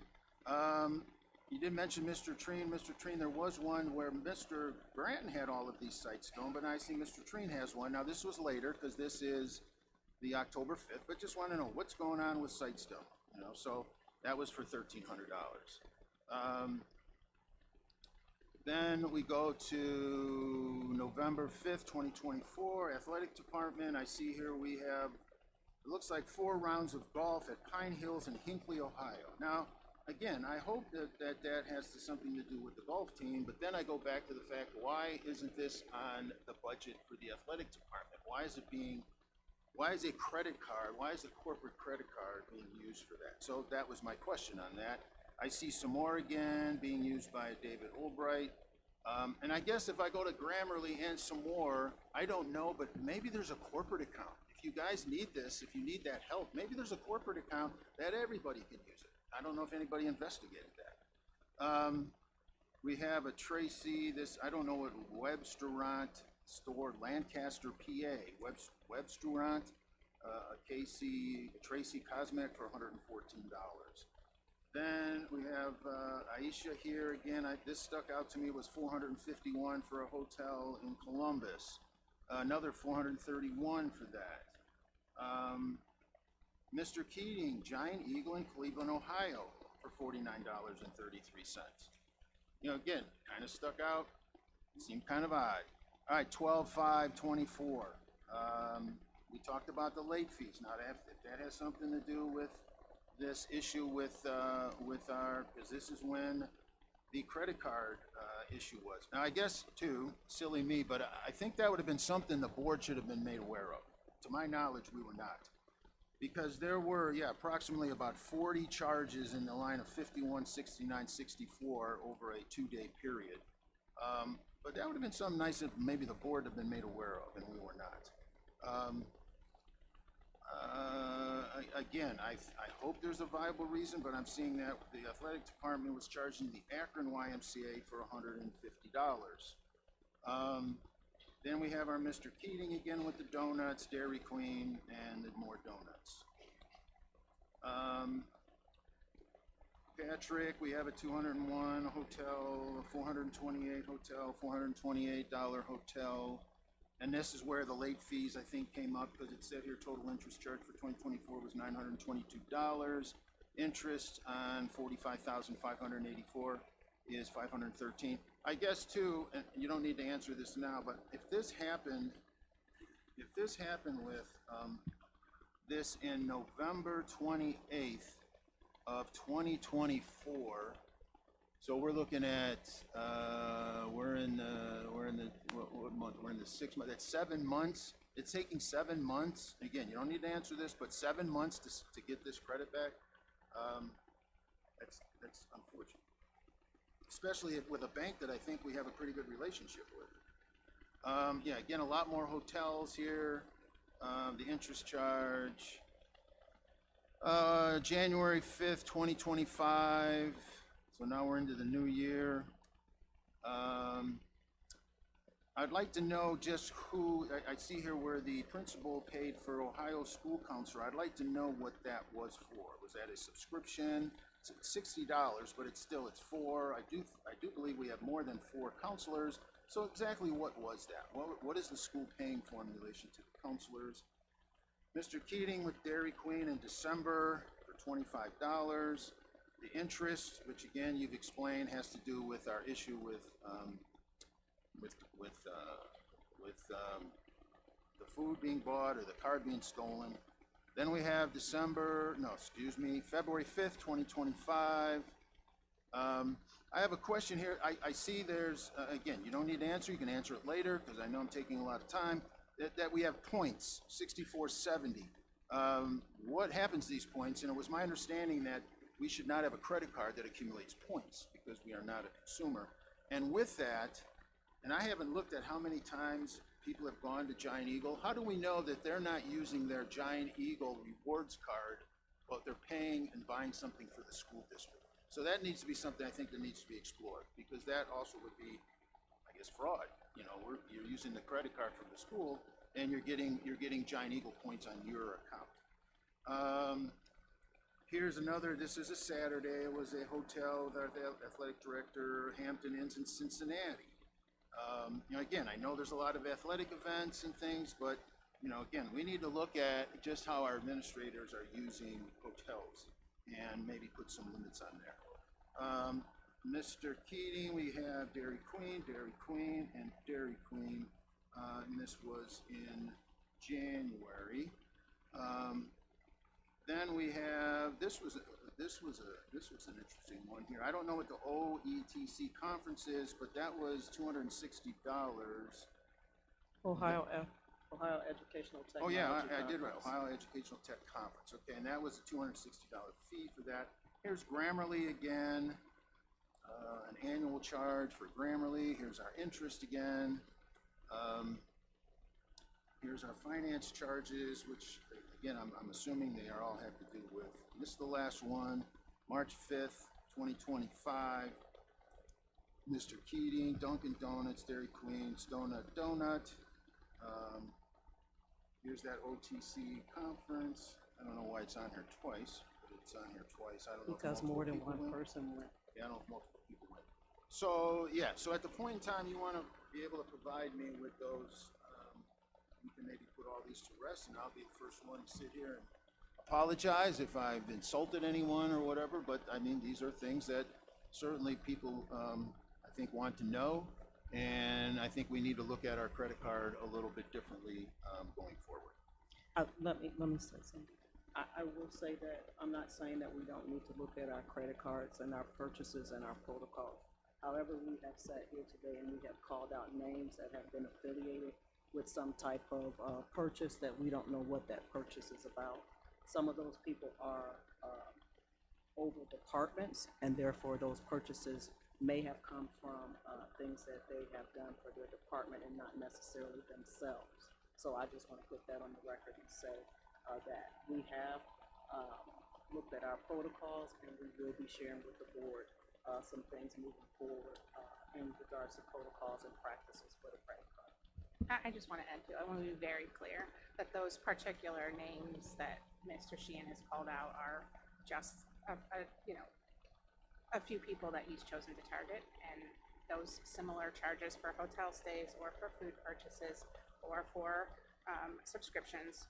It's across the board, and I just think that it's personally, I want to stand for our administrators that they don't get picked on specifically when there's equal charges on others. I'm not sure why, when I can look at the same statement and I followed along with you the entire way. And if anybody wants to see these, and go back over it, I'm not sure why you're targeting specific people and asking about only their charges when there's, questions all about it. So I would appreciate if you're going to do research for Mr. Sheehan, that it's not targeted specifically on certain administrators, and that we do a full evaluation. We have started to look at that, and we've started to look at what years subscriptions can be and all of that, because as you guys have looked at the credit cards and heard the purchases today, they go way back before 2025. And so these are things that need to be taken a look at and straightened out. I think it's a valuable thing to look at big picture, where our purchases are going, where our dollars are going, which I think we've been working pretty diligently on this year. I would like to add that I think it is irresponsible to engage in speculation about charges and the purposes for those charges when you have not discussed those with the people who know the information. I believe that Mr. Galano has invited Mr. Sheehan to sit down and review this. If you take a look at our board protocol document, this entire performance this evening is not in comportment with our board protocol, which really lays out board member preparation and need to focus on the big picture and the governance aspect of the board rather than $11 and $22 charges. Not that those aren't good questions, but that those are questions that can be directly addressed between a board member and the treasurer, and any board member could request that the treasurer provide the board with more information at a meeting about various charges. That would be the way to go about these questions in compliance with expectations of board members. Our next item. Let Can me I comment. just ask? Let me comment have on a that. question. I haven't had a chance to speak yet, please. Ms. Miller? In that frame of mind, I would appreciate some understanding of each of these credit card holders must have some sort of budget that they have to stay within to use these credit cards, I'm guessing, and I'd like to know that process at a later date when you have a chance to pull that together. Also, I'd like to know the approval process and the process of reconciling the credit card, because you kind of have to assign it to an account and, at the back end of everything after they've made the expenditures, and you have the invoice and you have the receipt. And also, if we could include the travel policy, I think that would be helpful to see what the policy is for hotel rooms and also expenditures for meals and those type of things, because these are regular expenditures that you have for any corporation or any other business that would have people with a business credit card. So I'm sure we have these policies and procedures in place, and I think it would be helpful for us if we know what the approval process is and see how these expenditures are supervised by your department. Thank you. Also, just to say, I think I heard it said that these charges should be coming from people's budget and not in addition, but this is just a method of purchasing, it's not additional funds, correct? That's correct. Does the system that you use to reconcile give you the ability to make notes as to what it is or what it's for? Yeah, so that would come from the requisition. So part. So yes, there is a spot on the requisition of what that purchase is for. Some is vague, some is very detailed. So it will just depend on what's on the requisition for that purchase. That requisition for that purchase. Sure. Just thinking about a way to get this information so you're not looking in 5 different places, should someone ask for it. This is something I do at Kent, and there's a very detailed list of what was spent, who used it, why they used it, that we can get to very quickly, so that it's not the card statement, the reconciliation, and the PL that gets all together. To go back to what was said a few minutes ago, yes, I've been offered to have a sit down, and my return email is, this is where I talk about stuff. I'm not going to talk in somebody's office. This is a public school, this is a public credit card, this is public funds, these are taxpayers, this is where I'm going to talk. If we're not doing anything that's questionable, then we have no reason to have a special meeting or a secret meeting or a one-on-one meeting to talk about it. As far as the protocol, Pam, show me the law that states I must follow your prescribed process. If you have no law then you cannot substitute your process, which oversteps my rights. I can only state that my rights are being denied with fake rules or policies, that in fact, it is an obstruction to my official duties. Even if you wrote and passed an SOP or policy that dictates where and how the board is to proceed, it will be null and void because it violates my job description as a fiduciary and an oversight governance agent hired through the election process. So, you know what you can do with that? You can stuff it in a sack. The board voted on that protocol. Okay. And the board had its say. So our next item related to the most recent discussion is the policy on credit card usage. I was wondering, Mr. Galano, if you could give us a sort of a quick overview of this policy, and then we'll move on to Mr. Sheehan's suggestions.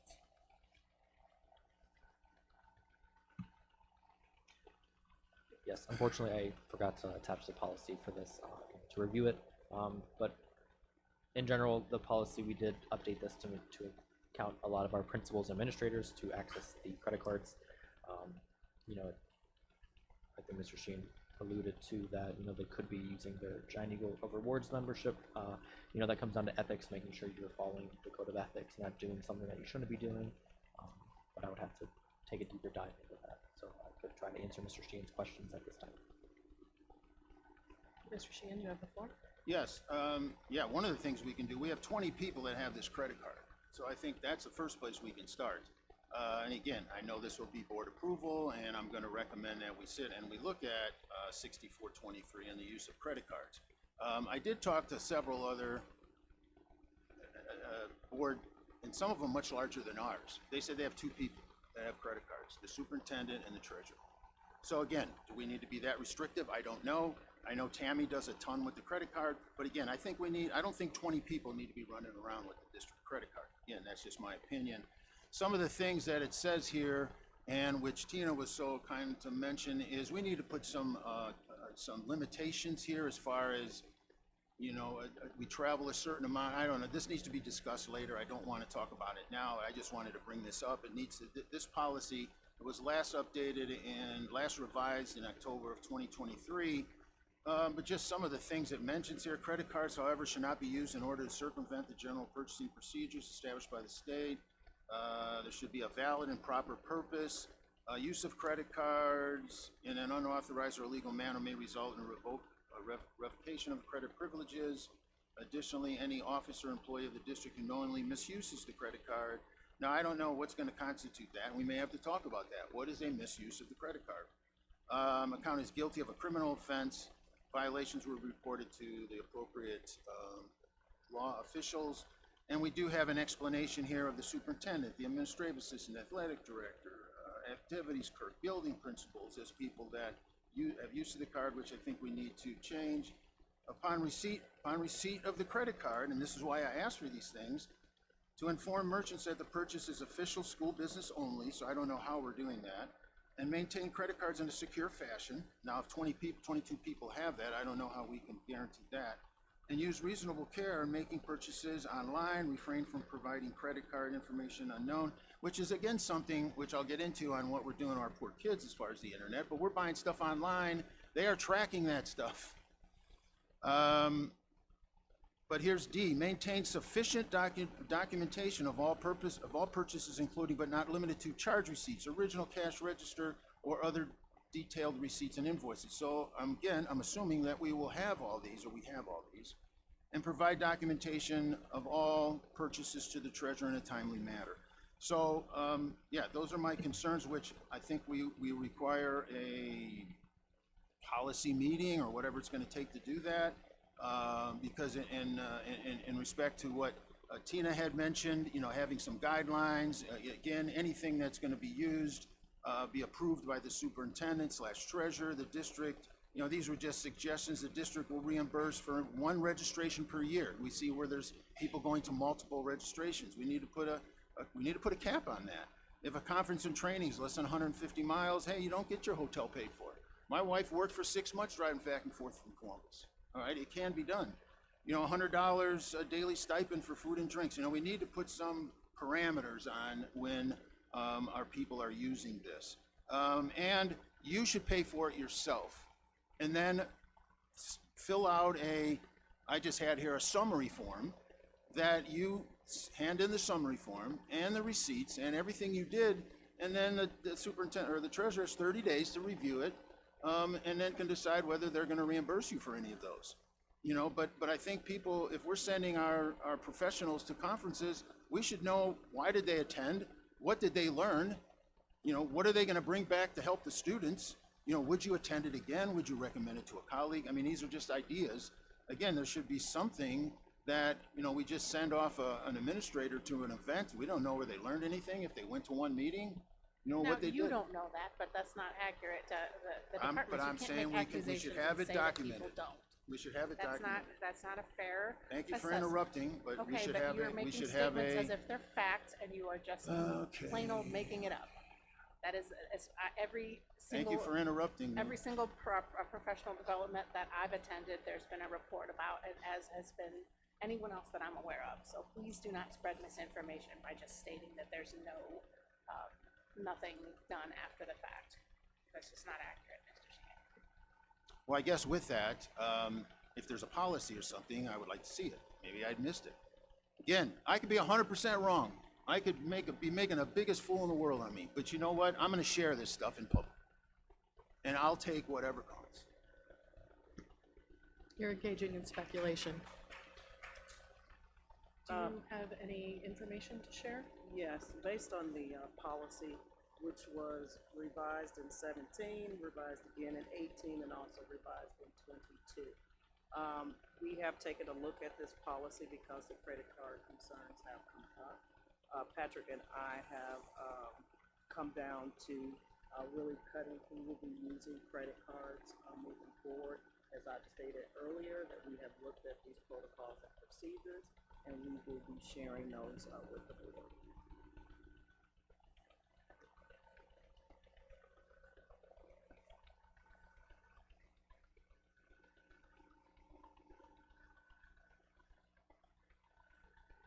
Anything further on that topic? Nope. Okay, moving on. Item F, legal fees. Mr. Galano, do you have any general information regarding the fees to share with the board before this discussion? Yeah, I didn't take too much time on this, but it took a little bit of time to go back to see roughly how much we spent each calendar year with the prior legal firm, just our general counsel, going back to January through December of 2023, roughly with Rotzel, roughly $223,000 in that calendar year. In January to December of 2024, Rotzel was $212,000. Jingle Bear, we did get a bill for them. We started using them for roughly $6,000. And then this fiscal year through April, because that's all we have, Rotzel was $17,000, finishing up some stuff in December. And Jingle Bear currently is $145,000 roughly. Yeah, and so we use Rettel for negotiations, general counsel negotiations. We are in a classified, which we wrap that up, and certified, we wrap both of those negotiations up. So that's a lot of time and effort. They're a great resource to help us guide us through that process, which was a successful process in the end. So that also takes up time because they're boots on the ground. They're here. They're meeting with us on Zoom. So just a lot of time. You said Retzel, did you mean Jingle I'm Bear? sorry, Jingle Bear. Yes, my apologies. Thank you. Jingle Bear did that, but also like and I think we talked about it before, Mr. Sheehan. You know, you requested the full invoices so you could kind of see what we're spending the money on it. It's not just we're calling them to chat about something that we saw in the news today. It's about stuff for staff, students, and how do we public records requests. How do we write the ship that we're trying to write? So I will try to answer any questions you have, Mr. Sheehan. Okay, so the last statement I have, I don't have February and January, but I'm looking at March 1st to March 31st, 37,557. So what did you say our total is up to this point? For Jingle Bear? Yes. 145,000. 145,000. That's January, February, March. Does that include April? That includes April. So that's about, what, 30,000, 3, 6, 9, 12, so 32, 33,000 a month on average, if I'm doing my math right? I would have to All right, double check. it's over 30,000. Okay, which is almost twice what we were paying before. So it is kind of disconcerting because we potentially are going to pay twice what we paid last year. Now I understand, and this is one of those things I wish I knew then what I know now, that you can negotiate things with these. I didn't know that, silly, stupid me, and it's going to cost our district a ton of money, and I take the blame for that. I believe, you can go back and check, I believe I voted no, but I might have voted yes on that. But that is a ton of money that we're paying in legal fees that, you know, again, we don't have. And, you know, I question, there's some of these things that look like, why are we calling the lawyer for this? Mr. Sheehan, I would just be cautious. Those are confidential. And I'm not going to read it. I'm not going to read anything specific. I appreciate it. They're out in the open, so anybody, if they could Zoom and look at it. Okay. So please try and. Why are we spending things for advice when we have OSBA that's supposed to be advising us on some of this stuff? So I just kind of question where some of the stuff that we're asking and spending, you know, $500, $600, $700 on. I think we need to think twice before picking up the phone and calling the attorney, because it's costing us a ton of money. It's costing the district a ton of money. And if we turn to the attorneys for everything we need to make a decision, then what do we need we for? Aren't we supposed to be making these decisions? Aren't we supposed to be kind of going out there and doing it? But then if we got to get babysat by an attorney every time we say something, it's going to bankrupt us. I think you'll recall that we discussed this before, that there has been an extreme amount of new legislation coming from the State House, as well as executive orders coming from President Trump that did cause all districts to have to take a look at policies and procedures and, you know, spend a lot of time going through with legal to make sure that we do not lose any funding, for, you know, so whether it's federal or state, and that is something new this year that can't be compared to past years. So I, you know, do absolutely agree that we should be watching what we spend on legal fees. There's some things that are just completely out of our control, such as public records requests and, you know, state and federal legislation. And negotiations. Just so that I'm clear, what was the total for the law firms in the previous years? 2023 was 223,000. And then 2024? And neither one of those years had negotiations or anything like that. There was some negotiations in 23 when I got here. I guess I'm just wondering, can we say that we're going to have the same amount all year? So even if we did spend $33,000 January, February, March, if negotiations are done, would it stand to be reasonable that we would perhaps cut that number in half or by some large amount if we're no longer negotiating and no longer do those So types you've of got things? different types of negotiations. So if you're doing a modified, bargaining, you will have less time. This was not a modified bargaining that we did. We did a traditional base bargaining where you're gonna open up the entire contract, you're gonna go page by page. That takes much longer. And just due to the fact that you've got new leadership, new administrators in positions, and so therefore we opted to do a traditional base bargaining. And so that took more time. So the cost of that would not be the same. And But then, we're also almost done with that cost, I guess is what I'm asking. yeah, We shouldn't assume that we're gonna double what we spent so Correct. far. Correct. There was also another question I heard posed about. There was a different question I heard posed about why we have different law firms. And could you, I know you've answered it multiple times. Could you answer it again, please? yeah. So at the organizational meeting, we approved several law firms for counsel. Jingle Bear is general counsel, and Ennis Britton was special services, not special services, but for more special services related cases. And then last month we approved some other law firms as well because they were using Ratzel using them as outside counsel. And then since we no longer use Ratzel, they were been sending us the bill, so we had to pay them. So I got them approved. Not that they're still wrapping up some outstanding issues with Ratzel, so that's why we added some of them. But in theory, we use Jingle Bear for general counsel. We use Ricker Gradon for bond counsel, and Ennis Britton for special services needs. Those are our three main primary law firms you'll see throughout the year on check register or get brought up in meetings. And those other law firms that Retzel retained, that happened in the past, but they were billed directly to Retzel, who then just passed that on to us as a Retzel bill. Correct. That's why we didn't see that in the past. It's not a new practice. It's just a new way of billing since we no longer retain Retzel. Correct? Yeah, Thank correct. you. And to be clear, that retainer that wasn't the only money we paid Retzel. There were things that were outside the retainer that Retzel would bill us for, correct? That's correct. Okay.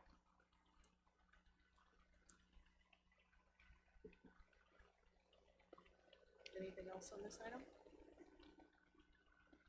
Yeah, I hope what we're saying is right, because we're on a very terrible path at this point. So I hope that's the case. I hope we're incurring a bunch of fees that we would normally incur, and that this thing will settle down.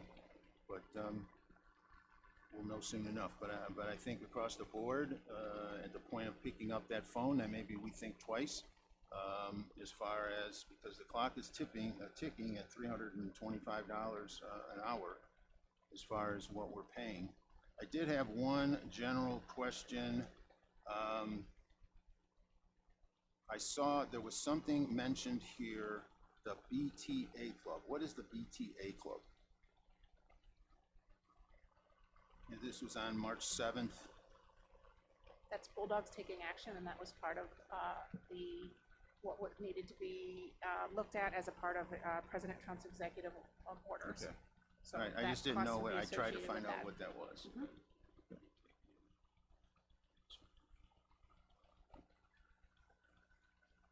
Anything further on that topic? Nope. Okay, moving on, item G, Ohio checkbook. Mr. Sheehan had some questions about that. Did you have any general information to offer us first, Mr. Galano? No, not much from what I mentioned last time when this was brought up, but I did look at the resolution and I wasn't able to find anything further. On the minutes that Mr. Sheehan gave me that one meeting in the past, it says what's final, implementation date at a discretion of the treasurer. I was unable to find out when that was done, but I did reach out to our ITC to see if they have any, which is Neonet, if they have any districts who utilize Ohio checkbook.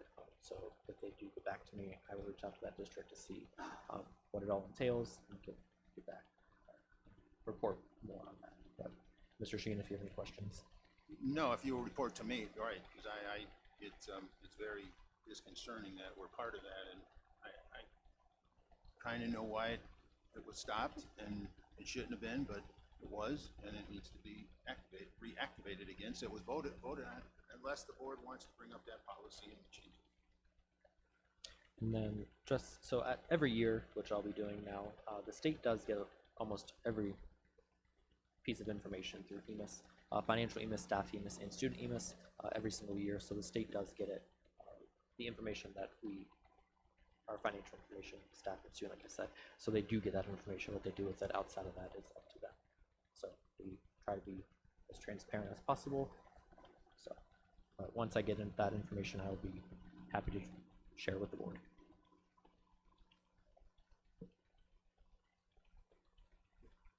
Anything further on that topic? I just wanted to could you tell me what the policy is that states that we are required to use the Ohio checkbook? Because I thought it said that we had the option to use it, or that we were allowed to. Could you tell me the policy number?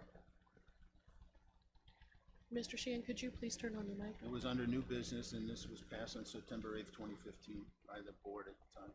And it states what exactly? It was a resolution. I pulled the minutes book so I could scan that to the board so that you could actually see the full resolution on that. So it was a resolution, not a policy adoption. Correct, yes. So I'll scan that to the board tomorrow. Thank you. Its resolution is not binding. Correct. I can't say yes or no. I would have to get a better perspective on that and to fully answer that. Anything further on that topic? Nope. Okay. Next is item H, the final forms breach. Did our leadership team have any information to share about this to start off the discussion?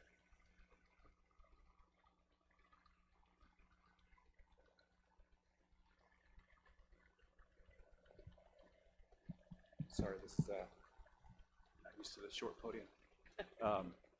So we were contacted by Final Forms. There was a data breach recently.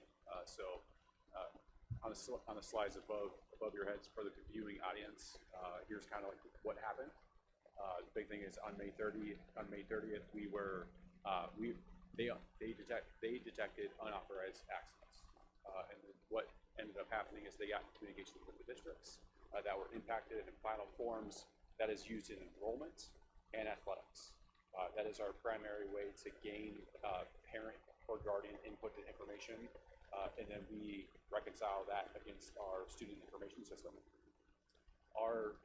If they were a part of the impacted logins, they were automatically communicated with from Final Forms. They changed a password. We followed up ourselves. Our district tech team did. There were 3 staff accounts. As we ran through kind of our decision-making process, we took the next step. One account was attached to 75 students. That happens if I'm like a student council advisor and I want to communicate with both parents and students, you get attached to an account. So we had 75 students, so we developed communications not only for the greater school community or staff, but also those 75 impacted families. We went ahead and communicated about this. The big piece of what happened was this was not due to a Final Forms not being secure. What caused this was when you have the same login information, we have the same login and you use the same password for multiple applications. If that is ultimately compromised, let's say a year or 2 down the road, or a year or 2 in the past, folks on the dark web will grab that data and eventually will do something with it. This is what happened with our Final Forms data breach. And once we communicated out, we received 0 responses from our community. So we thought we did a pretty good job.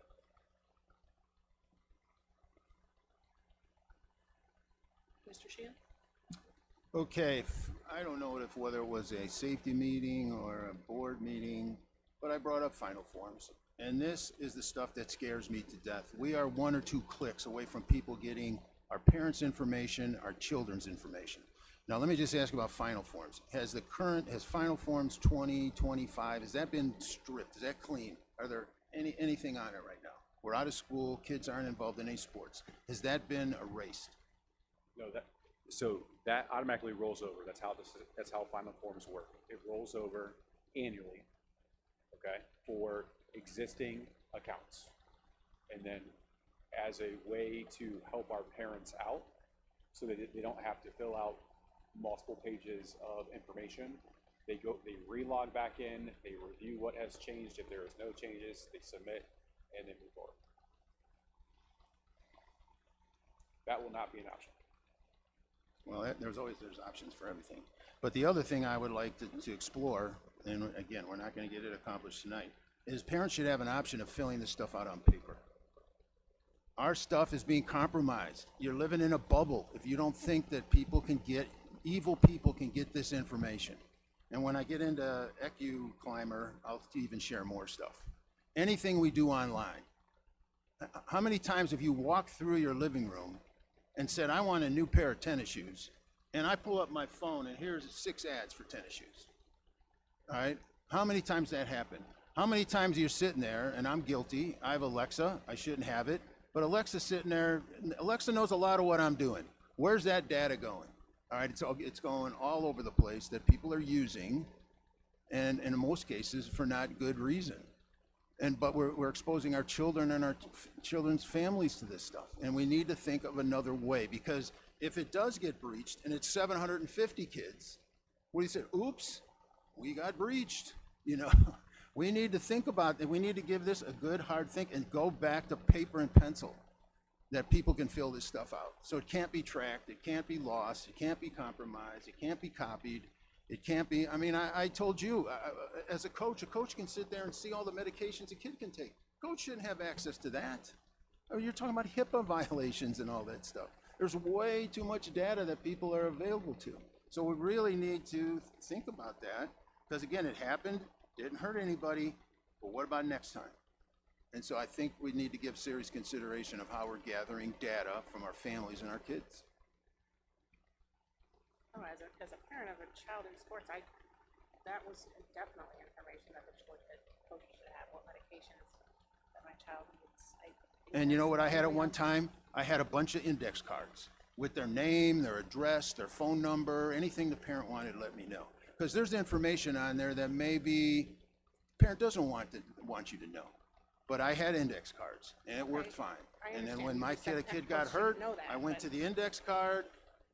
Everything was fine. But you know what? No one was looking over my shoulder at those index cards. The more we make it convenient, it's more convenient for somebody to take. The paper is only as secure as the person that's securing it. If you don't have it in a locked file, in a locked office, I can have that piece of paper and you don't even know that I have it. But this breach happened and they knew that it happened. So I think we have to think about that piece as well.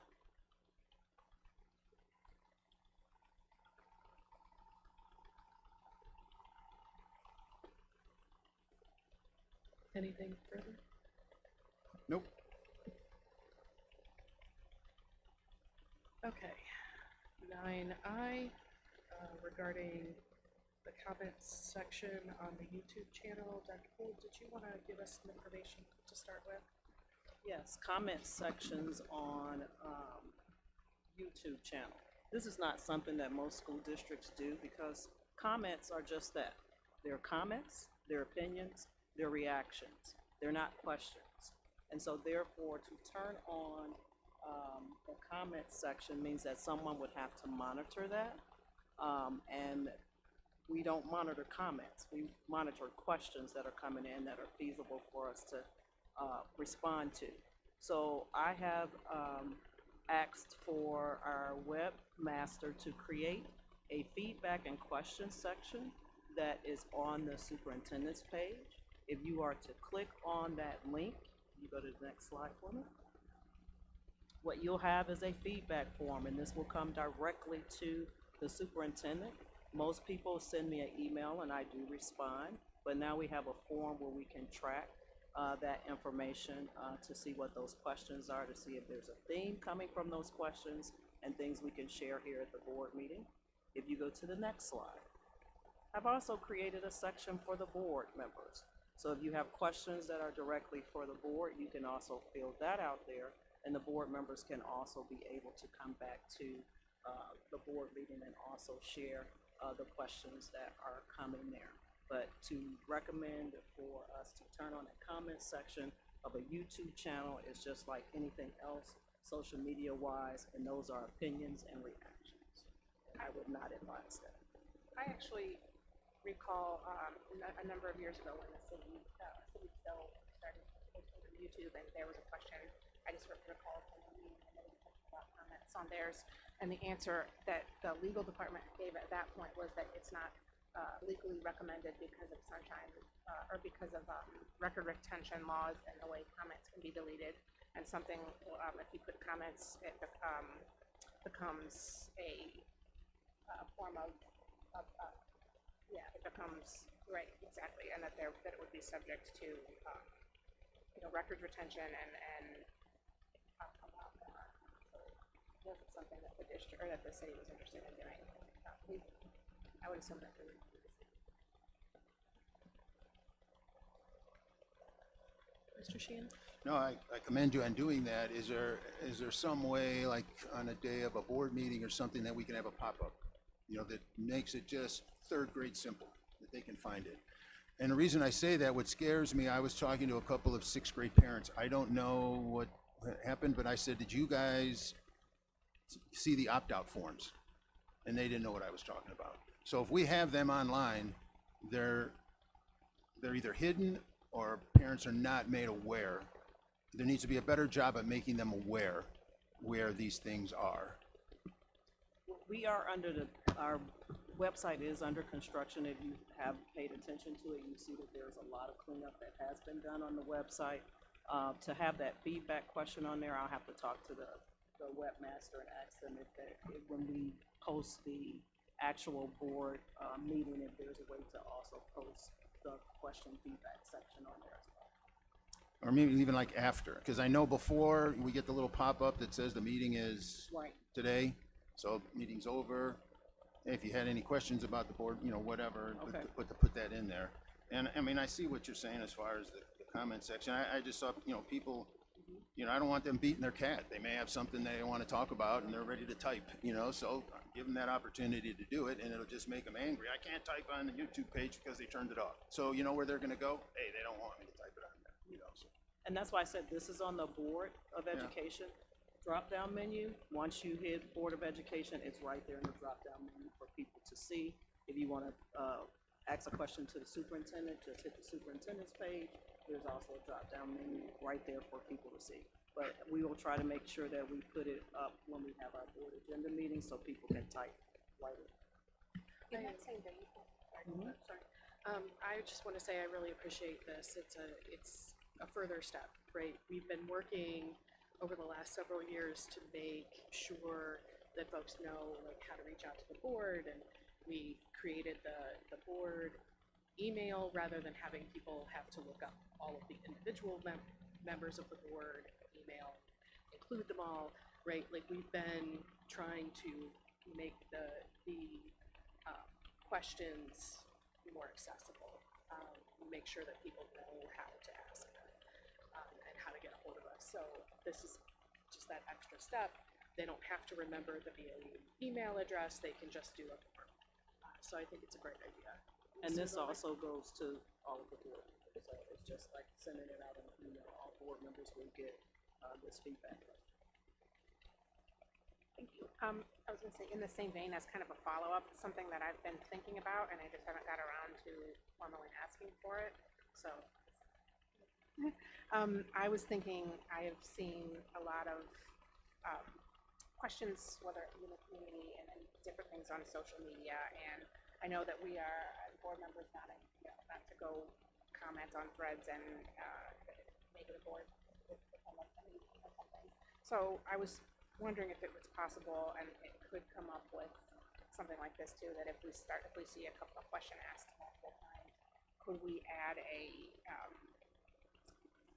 an FAQ where we, if we have a couple questions, if somebody comes to the mic and asks something and we're not engaging in back and forth communication as a policy, but maybe it's just something that we would like to post so that the community could see the answer to that, or it's something that a parent has asked one of us, just in general, if there's something that it seems like it's being tossed around as, questions in the community, we could just be posted for everyone to see. Well, that's why I said if the question is posed here and there's some type of theme, then you're able to actually have that conversation here at the board meeting, but I'll look and see what I can do about an FAQ. Okay. Yeah, and like the idea of being able to address it at these types of meetings, at our first meeting of the month when we're doing more discussion, but also have that follow-up and have it available on the website as well if it really is a frequently asked question. Yeah, let me see what I can do. Thank you. Anything further on that topic? No? Okay. Next, item J, EduClimber software. Dr. Gould, did you have any information? No. Yes, Ms. Prosco. Thank you. All right. Oh, sorry, that's really loud. I'm not as tall as Mr. Treen, so I'm going to use the podium. All right. I took a little bit of a deep dive today into data mining, just because I wanted to, like, I hear the term, so I wanted to really understand some of the concerns and some of the things that really what data mining is. So data mining is a process of discovering patterns, trends, and anomalies within large data sets to gain insights and make informed decisions. It involves using various techniques from algorithms, statistics, and database systems to analyze data and extract information. So examples of data mining, retail. So, and Mr. Sheehan talked earlier about Amazon, Netflix, those kinds of things, those recommendations that you get. Healthcare, they use it for predicting patient risk for diseases based on medical records or analyzing treatment outcomes. Finance, for assessing credit risk, optimizing marketing campaigns. In education, analyzing student performance data to identify at-risk students and tailor learning experiences. In manufacturing, it's used to predict equipment failures through predictive maintenance based on operational data. So, and another example is the feed on your social media pages. So the algorithm determines what you see based on your activity, what you watch, what you search, what you even pause to look at as you go on, what pages you're a member of. According to Carnegie Mellon, educational data mining is about improving learning outcomes by mining and analyzing data collected as we teach. It's a commonly used practice in scientific and business fields. Scientific Reports, Volume 15 from 2025, the data set gives a significant opportunity to improve educational systems through algorithms and student performance prediction. In this environment, predicting student performance is crucial to educational interventions. We want to have accurate performance prediction to help schools provide individualized learning experiences and assist students in reaching their academic potential. So I know the concern is whether or not the third-party providers are using our student data in ways that would violate student privacy. So all contracts, including EduClimber, are compliant with Senate Bill 29, which aims to protect student data privacy, ensure transparency in data collection, and limit the use of educational data for non-educational purposes like marketing or advertising. So EduClimber, we really dove headfirst into using EduClimber this year, and I can tell you we have multiple data sets on our students. So we have their state test scores, we have Acadience data, so the reading monitoring system that we have to do based on the dyslexia law, also based on third grade reading guarantee. We have grades, we have attendance, we have all sorts of demographic information. And previously we had no way to be able to look at all that effectively and quickly as a staff without going to paper, which was too cumbersome and too time intensive for our staff to be able to do that. So we have been able to use EduClimber to get a really good snapshot of a student. We've put our reading intervention monitoring plans in there.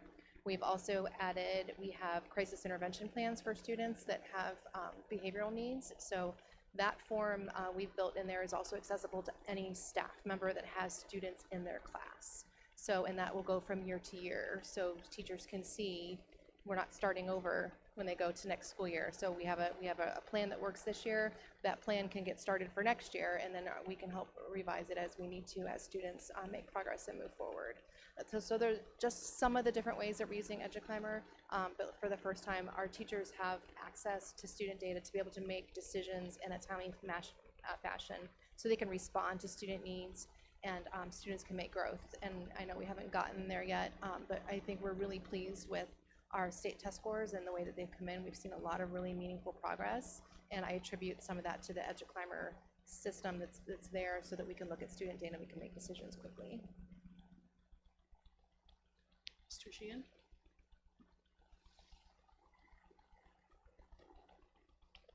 I might suggest somebody referred this to me. It was back in 2020. If you're not doing anything, I would go watch the movie Social Dilemma. It's on Netflix. I strongly urge you, because it will address a lot of the things I'm going to talk about here. The other thing, too, kind of as a sidebar, I don't know how many of you have Fire Stick. I have a Fire Stick. I just found out how much they are gathering of my data. I had to take about an hour to go into it to delete the things. They are gathering your data every time you look at the phone. They're gathering our kids' data every time they look at a phone or they stroke. Now, this came from a site here. His name is Officer Gomez, and this kind of ties in with EduClimber, so bear with me, because our kids are using Chromebooks. It says, myth or fact, school-issued computers and online safety. Myth, my child's school-issued Chromebook or MacBook is completely safe.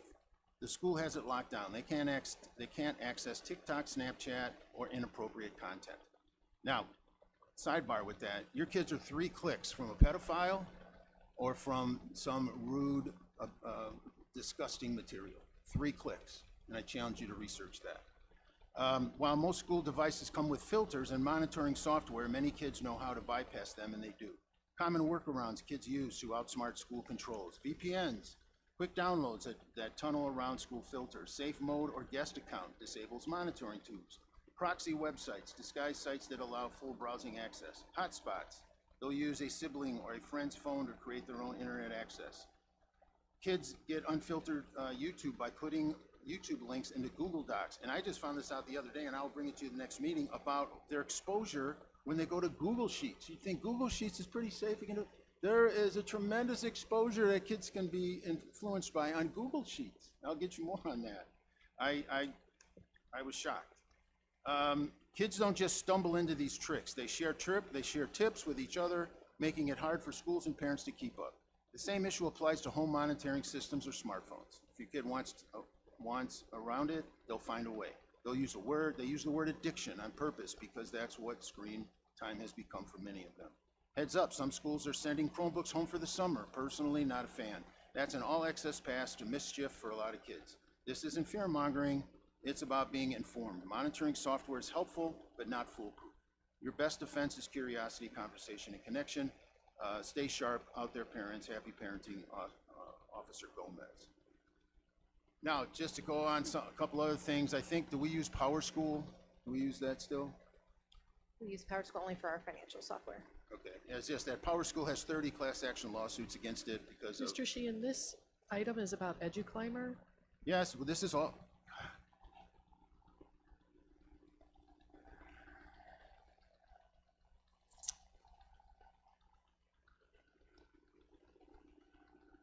We have a list here of the SMF data privacy agreements. I did ask for an explanation for all this. I never got it. It's about 150 things. So Patrick, if you make a note of that, I did ask. I wanted to know what these all were and what they cost. EduClimber is on there. Now, it's interesting. When I looked at this a week or so ago, there was nothing listed under privacy policy or terms of service. Now, all of a sudden, something popped up. So I guess you're reading my stuff, because that's the only thing I can say, is why it popped up.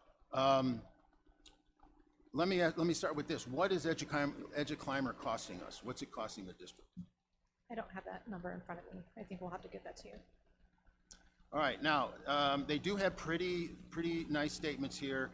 EduClimber is associated or owned by Illuminate Education. That's the other thing. You try to file the rabbit hole in these companies, man, they really do hide stuff. But it talks about security and privacy. It's our goal to protect the privacy and data of students and educators. Security. We protect your data like it's our own in alignment with FERPA. We deploy meaningful software to protect students and guidelines. We pledge our unwavering commitment to student data privacy. Privacy policy. We aim to give educators the confidence they all data remains secure when we use our site and service. All very pretty stuff that would make you feel comfortable. And by the way, it is located in Irvine, California. So at least it's a US-based company. Now, some of my concerns is the DEI component that is interwoven into EduClimber. We are open to complaints for DEI content in this district, so we need to look at that a little deeper. This is Illuminate's May I ask a website. question? Could you, I'm not sure what you're referring to for DEI content in EduClimber. There's nothing. This may get to it. Okay. Here, because I pulled this off of the Illuminite site. So you got Illuminite education, equity and proportionality. Disproportionality. Disproportionality. Data and tools to monitor equity in daily practices and outcomes to identify areas of inequity and disproportionately track progress in real time and drive action and change. That's a scary word when you see drive. That, to me, that's forcing data that may be to get the answers that they want. And that's illuminated.com, Illuminate. You know, it was really hard to find out anything about what they charge too, by the way. All right, start with the right data. Here it is. The first step is driving equity in schools. I would like to know what that means, all right? It's to have the right data at your fingertips, and key data source has an important role to play. Explore the examples below to learn how different types of data can be used to advance equity. Universal screening assessments, all right, so that's just a couple of things on their website. And I would like to emphasize that our kids are human beings. They're not supposed to be manipulated, and that's exactly what's happening here. Our kids are being manipulated every time they scroll on a phone or scroll across on a screen. Do you know they can track your fingers? They can track where they're going. And Ms. Pro even mentioned that. They can track how long you were at something, what you looked at. They can track your irises in your eyes, and when they get bigger or get smaller. That's all going on right now, people. Mr. Sheehan, how does this relate to EduClimber? That we shouldn't be using it. That's how it relates. And let me finish. We're supposed to be educating our children how to read and write, to do arithmetic, not drive equity and change. This is dystopian.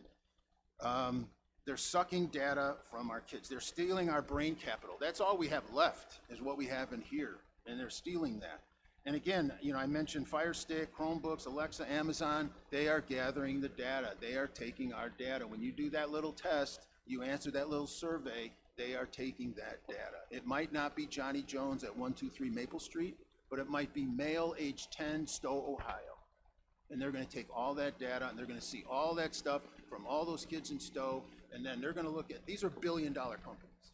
And they're going to take that data, and they're going to come back with the curriculum and the direction that they want to go, with the direction that they want to kid, which they've used the word. They want to drive you somewhere. Entering the internet is entering a battlefield. Kids are just 3 clicks away from pornography and pedophiles. So I definitely look at, we definitely look at the DEI component of this, just as a simple precaution of what we might be exposed to. Now, they are affiliated with Snowcat Cloud Incorporated, which is a technological company specializing in cloud native data mining.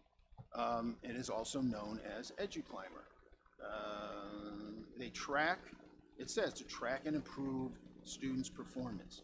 But what is the definition of improve, right?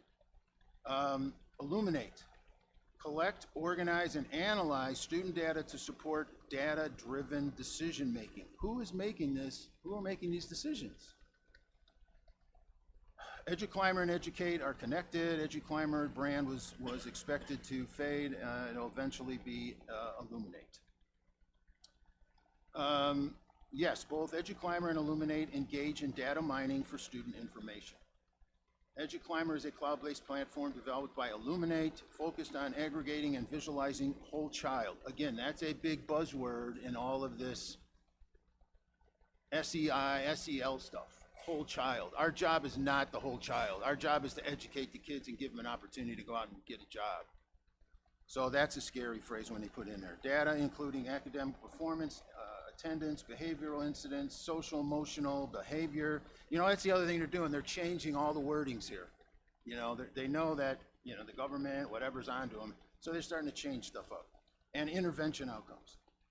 Illuminate Education, to manage the students' information systems, assignments, and data analysis. It collects data from multiple sources, such as standardized tests, attendance records, and behavior logs. Your kid can't even breathe, and some company in California knows what they're doing.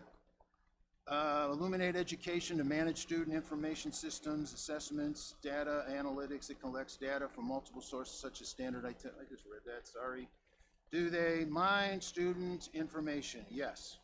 What is data? What data is collected? Type of data. Platforms collect a wide range of students, including academic data, behavioral data, intervention data, demographic data, qualitative data, classification, clustering, visualization, predictive analytics. Wonder these kids are all confused. Tools and features, 3D, a feature in EduClimber that allows educators to slice and dice the data. Thresholds, effectiveness reports, student profiles. Maybe it's helping make your job a little bit easier, but I'm scared to death that somebody has this information on my kid. If I had a kid in school right now and they were exposed to this, I would pull that cord like I would pull them from that school like I was starting a lawnmower. I'd get them out so fast. It says improving equity. Here it is again, improving equity. Critical considerations. You got, while the platforms aim to improve educational outcomes, there are potential concerns. Privacy and security, data misuse, over-reliance on data. That's the one that scares me here, is you got teachers that are just gonna rely on this and not put their experience and just their ability to be a teacher. They're gonna sit here and maybe over-rely on this data. And then equity concerns. Comparison to general EDM policies. Educational data mining as a field involves analyzing large data sets from learning management systems, assessments, and other sources to uncover patterns. Conclusion. However, users should critically evaluate the platform's privacy practices and ensure data is used ethically to avoid potential misuse or bias. I always like they put that right at the end in really small print. So yeah, I'm scared that we're using EduClimber. I got no power here to stop it, but I'm telling you, parents that are out there, I would question it. I would opt out of it. I would do your homework. Don't believe me. Do your own homework. Find out. And I'll still contend that we need to look at opt-out forms, not opt-in forms, again, for another day. It's, yeah, I said I would opt out or pull a kid immediately if I knew they were using any of these stuff. I mean, you got EduClimber, didn't we have Satchel Pulse? I mean, how many of these electronic data gathering sites do we need for these kids? So that's my concern. Again, it was a budget, it was a discussion item. I got zero power in being able to change it. I'm just trying to let parents know and make aware so they can make an educated decision on what they want to do for their child. At the risk of drawing the ire of my boss, I do want to make one other statement, so I apologize. I feel the need to defend our staff. Our teachers are amazing, and I have been in good conversations with them around the use of EduClimber, but our teachers are consistently extremely knowledgeable about their students and not just of the data. They are invested in their lives and making them into productive citizens, and so I really felt the need to say that the data for them is one piece, and they are consistently caring, kind, incredible human beings. Well, yes, yeah, and I maybe should have started that. I agree with you 100%. I think they're doing what they can. I think we need to do better as far as what we're exposing our kids to. I mean, I think I understand your concern. I just would also want to defend the teachers here. I think that was an unfair accusation to say that the teachers could be becoming too reliant on this data. That's just not something that you should have included in your commentary. And I don't think that's even the data that EduClimber is giving us. They're giving us trends, points of intervention for our students that teachers want to pay attention to, a chance for teachers to intervene with each child based on where they are at. Yeah. It's a tool. It's one tool in a large toolbox.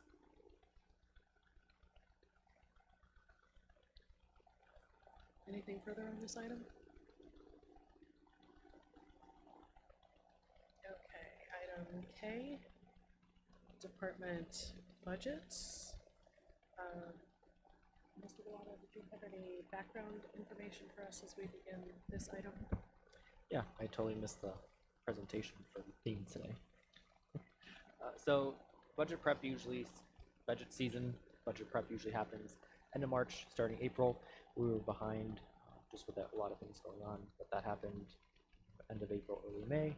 So what I've done since I've been here the last 3 years, roughly 2 years, is during budget prep, I get the accounts that the buildings use. I put them on a Google spreadsheet. I give the last 3 years of data, the last 3 actual years, and then talking to Dr. Gould and where we and then start trying to track. Like Mrs. Maletti said earlier today, principals' budgets were reduced by 10% again, and then then it's up to them on how they budget their accounts and where they see that money fitting, whether it's from paper to classroom supplies to student educational supplies, equipment, van equipment, that stuff. And then I give a cutoff date, like, hey, I need this information by X date. I fill that on the spreadsheet. I take that spreadsheet, I download it, I upload it into the financial software, and then at some point, which we just started last Friday and today, they could start putting requisitions in for next year.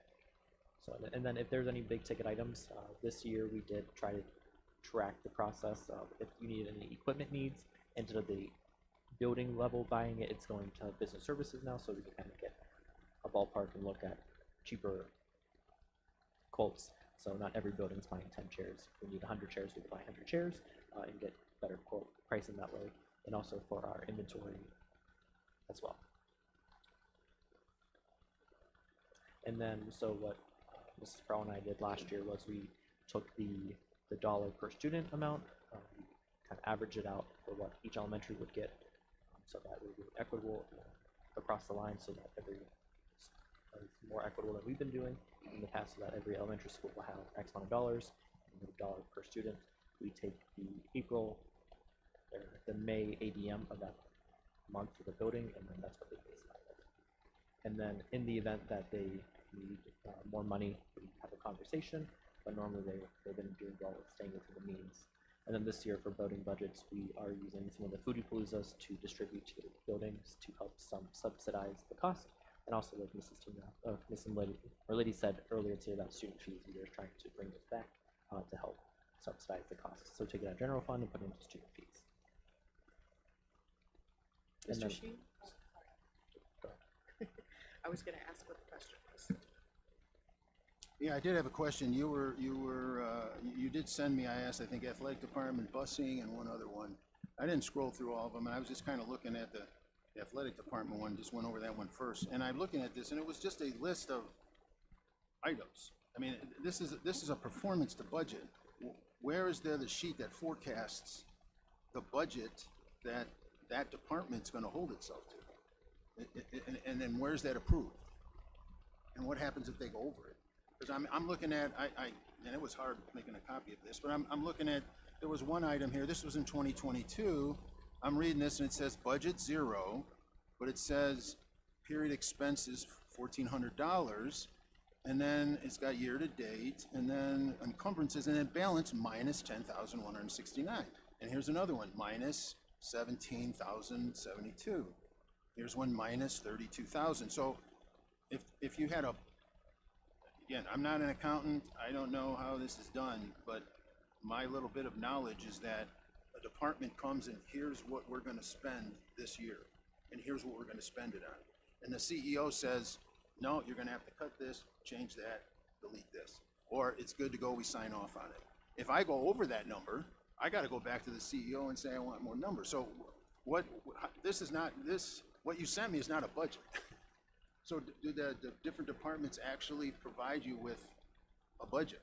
The principals do that. I mean, how many, so that we know what they think they're going to get, you know, how many donuts can they buy, and what we're able to give them. Does it work that way? Yeah, so like I said earlier, each department head principal gets a Google Sheet, which is based on their budget. What I gave you was, that was to be more helpful. I apologize it was not. The ones you mentioned was in 2022.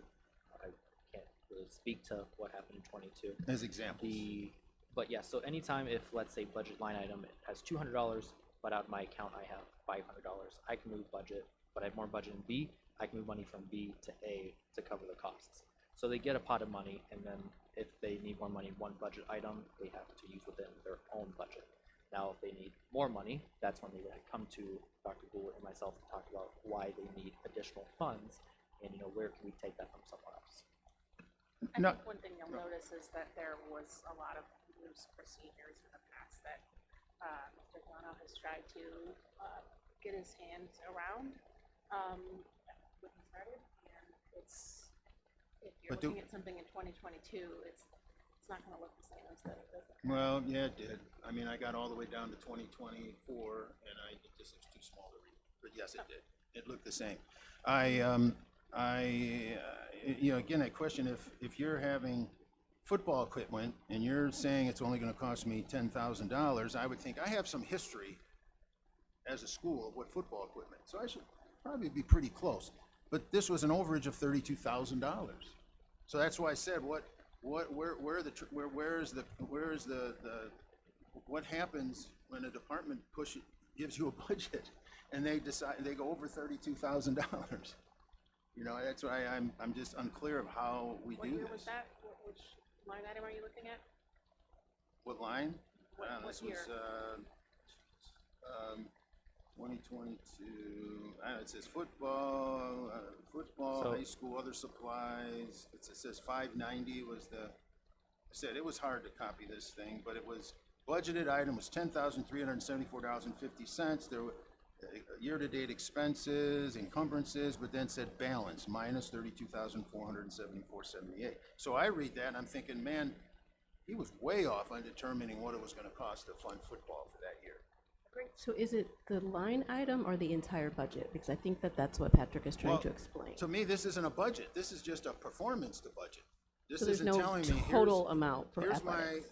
I don't know what he sent me as far as what he's going to call it, but it's Mr. Sheen, if something's not helpful when I send it to you, I would appreciate if you respond back to that and I could try to narrow down what you're looking for. Because well, that that's was why I'm sent here. I'm talking several- to it in person. several Yeah. weeks ago. It is difficult for me to try to guess what you're Well, trying to look at. all right, I'll look at what I said, but I would like the budget for the last 3 years. Yes. How would I rephrase that, just going forward? You'll have it tomorrow. Okay, so there is. So each department, yes, once again, athletics and fine arts, they- or I don't each know department- how many departments there are. Each department. And gets then a when do Google we sheet. see it? Do we see it? Do we have to approve it? No. We don't have to approve it, okay. That's why you hired the superintendent and treasurer. Gotcha, okay. And shoot me, I apologize, but since Mr. Treen's here and I'm on sports, are the softball and the baseball fields gonna be taken care of this summer? Are they gonna be taken care of as far as cut and fertilize? Has there been any discussion? That's not on our agenda. I know, shoot me that I'm bringing up something, but I'm Mr. talking Sheehan. about athletics. That is not an agenda item. Can you make a note of that? I'd like to know.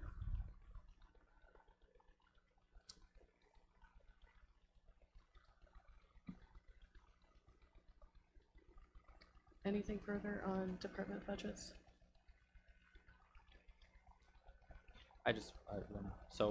One of the biggest issues, and I think some of the people in the room could talk about it, was when I got to the district, nobody really had a budget or knew what their accounts were.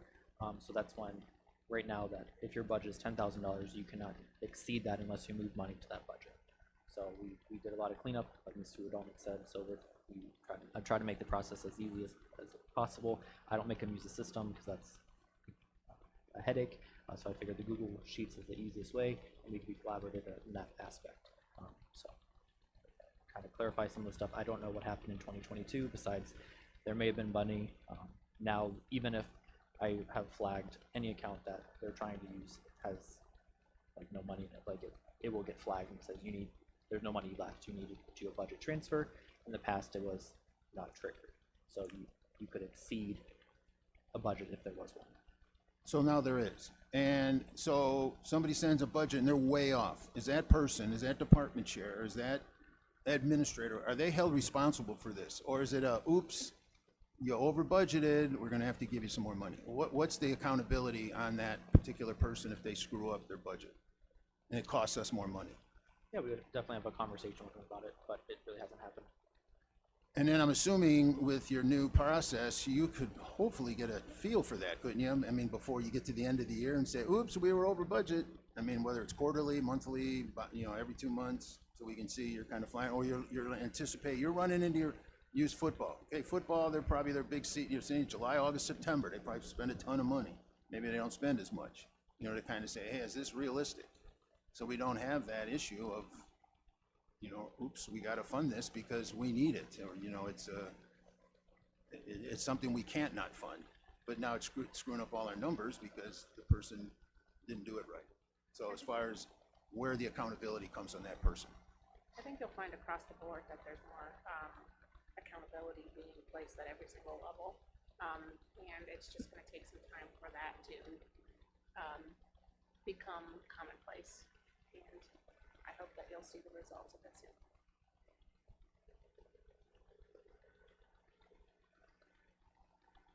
Anything further on this topic? Nope. Okay, next item L, Mr. Sheehan, you wanted to discuss a coach issue? Yeah, my mistake. I should have reversed L with K, but I'm not going to fight it, so I'm going to go with it here. And what I've seen happening since probably April, maybe March, is what happened to one of our very, very well-respected coaches. I question a lot of stuff. I don't have anything I can show you, an email or whatever. I'm just going on instinct, I guess. So I kind of prepared a statement, and some of this stuff's going to carry over when I start to talk about M. Because I did bring this up at the last meeting. I was told policy determines this. The union says this is protocol. You know, how he was treated. I see these as excuses. You know, where was the human element? You know, where was the appreciation? Where was the compassion? Where was the simple thank you? You know, Stowe has had the privilege of having a man who gave his career to the girls basketball program. His accomplishments are tops among the long list of successful coaches at Stowe. The lives he's touched and influenced, the life lessons he has taught his players are unmatched. There are critics. There's probably critics out there. You're never going to make every kid happy and every parent happy, but they are the small minority. With that, there is no one who can question his work, dedication, body of work. It's unchallenged. I was made aware of actions going on to replace Coach Podges even before his contract expired. Though unable to substantiate them, with the lack of integrity I've heard from other coaches coming from the athletic department office, it doesn't surprise me. Everything I've seen and heard showed me that he was tossed aside like an old shoe. 30 plus years, 100 wins, 100 plus wins, hundreds of wins, multiple leagues, sectional, regional championships, cast aside under the excuse of policy. Coach Podges earned and deserved better. It's a shame it could have been handled much, much better. And Coach, for me personally, much success in your future coaching endeavors. But yeah, it's, I said, I'll get more into depth because it's on letter LM as far as that, but I didn't want to make a personal public statement to him. Because yeah, it was just a shame when he was treated. What do you mean by the way he was treated? Was he not offered his job back? No. Well, as I said, I'll get into that more on this supplemental thing as far as maybe to answer some more of your questions. I'm just not aware of what you're speaking of. Any other additional information that you could provide from we can help us understand? I don't think that's our purview to what you're talking about.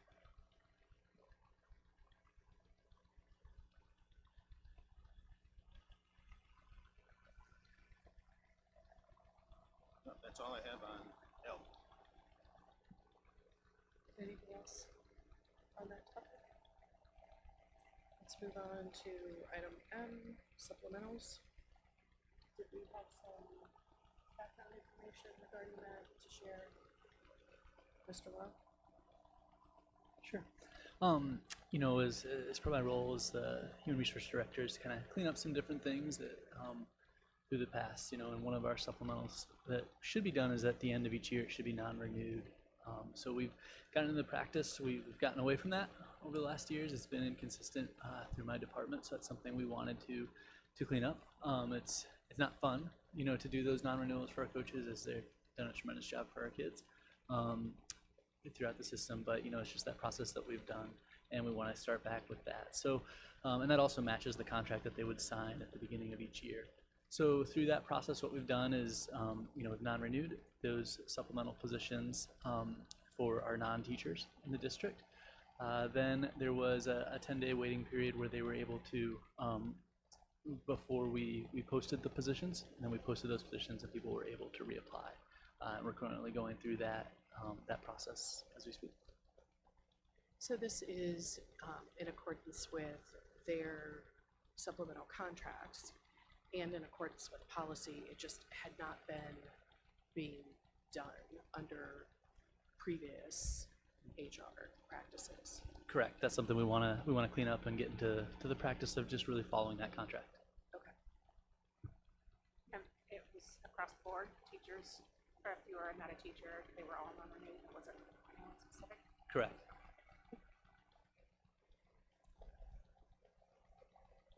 All right, so this was your idea? This was laid out in our contract. What's the dates? What's the dates of this contract? So I mean, the the most recent one, or? sure, the certified contract, it's 2022. So you're saying it's 2025. always been there? Correct. But whose idea was to disrupt the whole athletic department with this year? Yeah. Is that yours? Yeah. Okay. In looking through, one of the big things for me is in taking over this position is really trying to get through the contract. How do we follow it, both certified and classified? So going through that with a fine-tooth comb and just trying to figure out where do we do that? Where do we stand? I'm sorry. Oh, you're fine. So you think disrupting every sport that we have at the school and the way that you did it was the best way to do it? It's hard the first year with that. I do think it's going to be hard no matter what the first year. So I think our challenge was, how do we do that the first time? So hopefully as we continue to do that in years past or in our next few years, it'll be easier and easier. We try to find a time when it's going to be the best. That's really tough because now sports are so year round. It's really hard to find a time when sports aren't active. So, we tried to do it in May. So then the contracts don't expire till June 30th. That gives us some time to be able to make hiring. Mr. Love, you mentioned the need to follow the contract. What happens when we don't follow those contracts? Puts us in a rough spot. As far as legally too, it also puts us in a rough spot as far as just our practice and how we do things. And it puts us in a hard spot when someone says, we're doing something incorrectly. So it just puts us in a legally tough spot. And then also, if we don't follow the contract, it could lead to grievances, which could also have to deal with legal as well. So, But how many years has it been like this? Throughout my process, I'm not sure. It seems like it's 5, happened. 10? From what I've heard, some people haven't received it in 10. I haven't heard that for everybody, so Okay. it just depends. So I'm just throwing this out there. You got people that have dedicated their lives to coaching the kids at school, just like the teachers do. And the teachers have a lot more protection with the union. Cat's out of the bag. There's not much we can do, but I mean, could you have considered saying, hey, you know what, we've screwed up, Mr. and Mrs. Coach. We got an administrative problem. Let me ask you, are you coming back? How long are you going to be here? Can we, we're going to kind of work into this. This was like you cut them out, you cut their legs out from under them. And I can tell you may have a mass exodus of very qualified coaches who don't want to go through this and feel insulted. I mean, was there any conversation with the coaches? And again, like I said, I wish this was reversed because I think this had a lot to do with Coach Podges. There was a window there. People maybe wanted to get him out of there, and this was the way they did it. And I said, you've got coaches that are very confused. They feel, that you're asking them for a resume. Some of these people that have been here for who knows how long. And, I don't know. And then going back to Coach, okay, so these contracts are done June 30th, right? Is that when the current ones are over? Correct. All right, well, when I was asking you about the Podges thing, you said his job was posted on the 8th. Well, how could his job be posted on the 8th if his contract ran to the 30th? So there's a contradiction here. And then I'm asking you about, okay, if there's no basketball coach, who's running the program? Well, we put this other guy in here who hasn't applied, who hasn't come in front of the board, but you went to legal counsel to do it. Mr. Sheehan, let's give Mr. Love a chance to answer some of those questions. All right, Mom. All right, Mr. Love, go ahead. Sure. So with the contracts, with it ending, we are able to, a new contract would start after that June 30th. So you can post it, you can hire, then you can start it after that time. Generally speaking, you would post a job after the start date already passed. You're gonna wanna have someone who apply and have them This ready says for the contract posted to on start. June 8th. Correct, that you The would job, need to, the person that had the job was was there till, June 30th. And we Correct, need and someone to position. start July 1st, so it needs to be posted so that that hiring process can proceed. But this is where it gets all muddled with this whole thing about a teacher getting first, right of first refusal and stuff, with a disregard for somebody who's been there and who's proven themselves and who's been a quality coach who had absolutely no leverage at all and was just stepped on.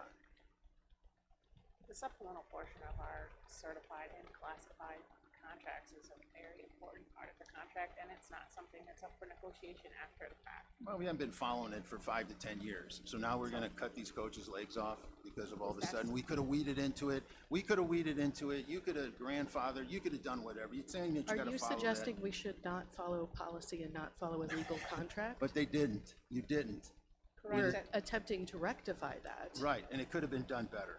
These people could have been treated with more professionalism than they were. I think There what we seems to be haven't, I exceptions think what we made. haven't shared here is that information was sent out to each one of these individuals who had the supplemental contract. A meeting was held, personalized calls were given to these people, and there were meetings held. So it wasn't like we did not treat them as humans, because we did. And we are just trying to rectify something that has not been done properly. We've sat out here tonight and talked about things that haven't been done properly. So if we're gonna do them properly, we have to do them properly across the board. We cannot pick and choose. Past failure is not an excuse for future failure. It's also, I mean, there's nothing to be said that anybody that had that position won't end up in that position again. It's still just a matter of who's the best person for the job, but the teachers and the classified do have the first rights for those positions. And that is just something that everyone has to understand. Well, it happened in girls' basketball. I'll put Podges up against any coach in the state of Ohio. So.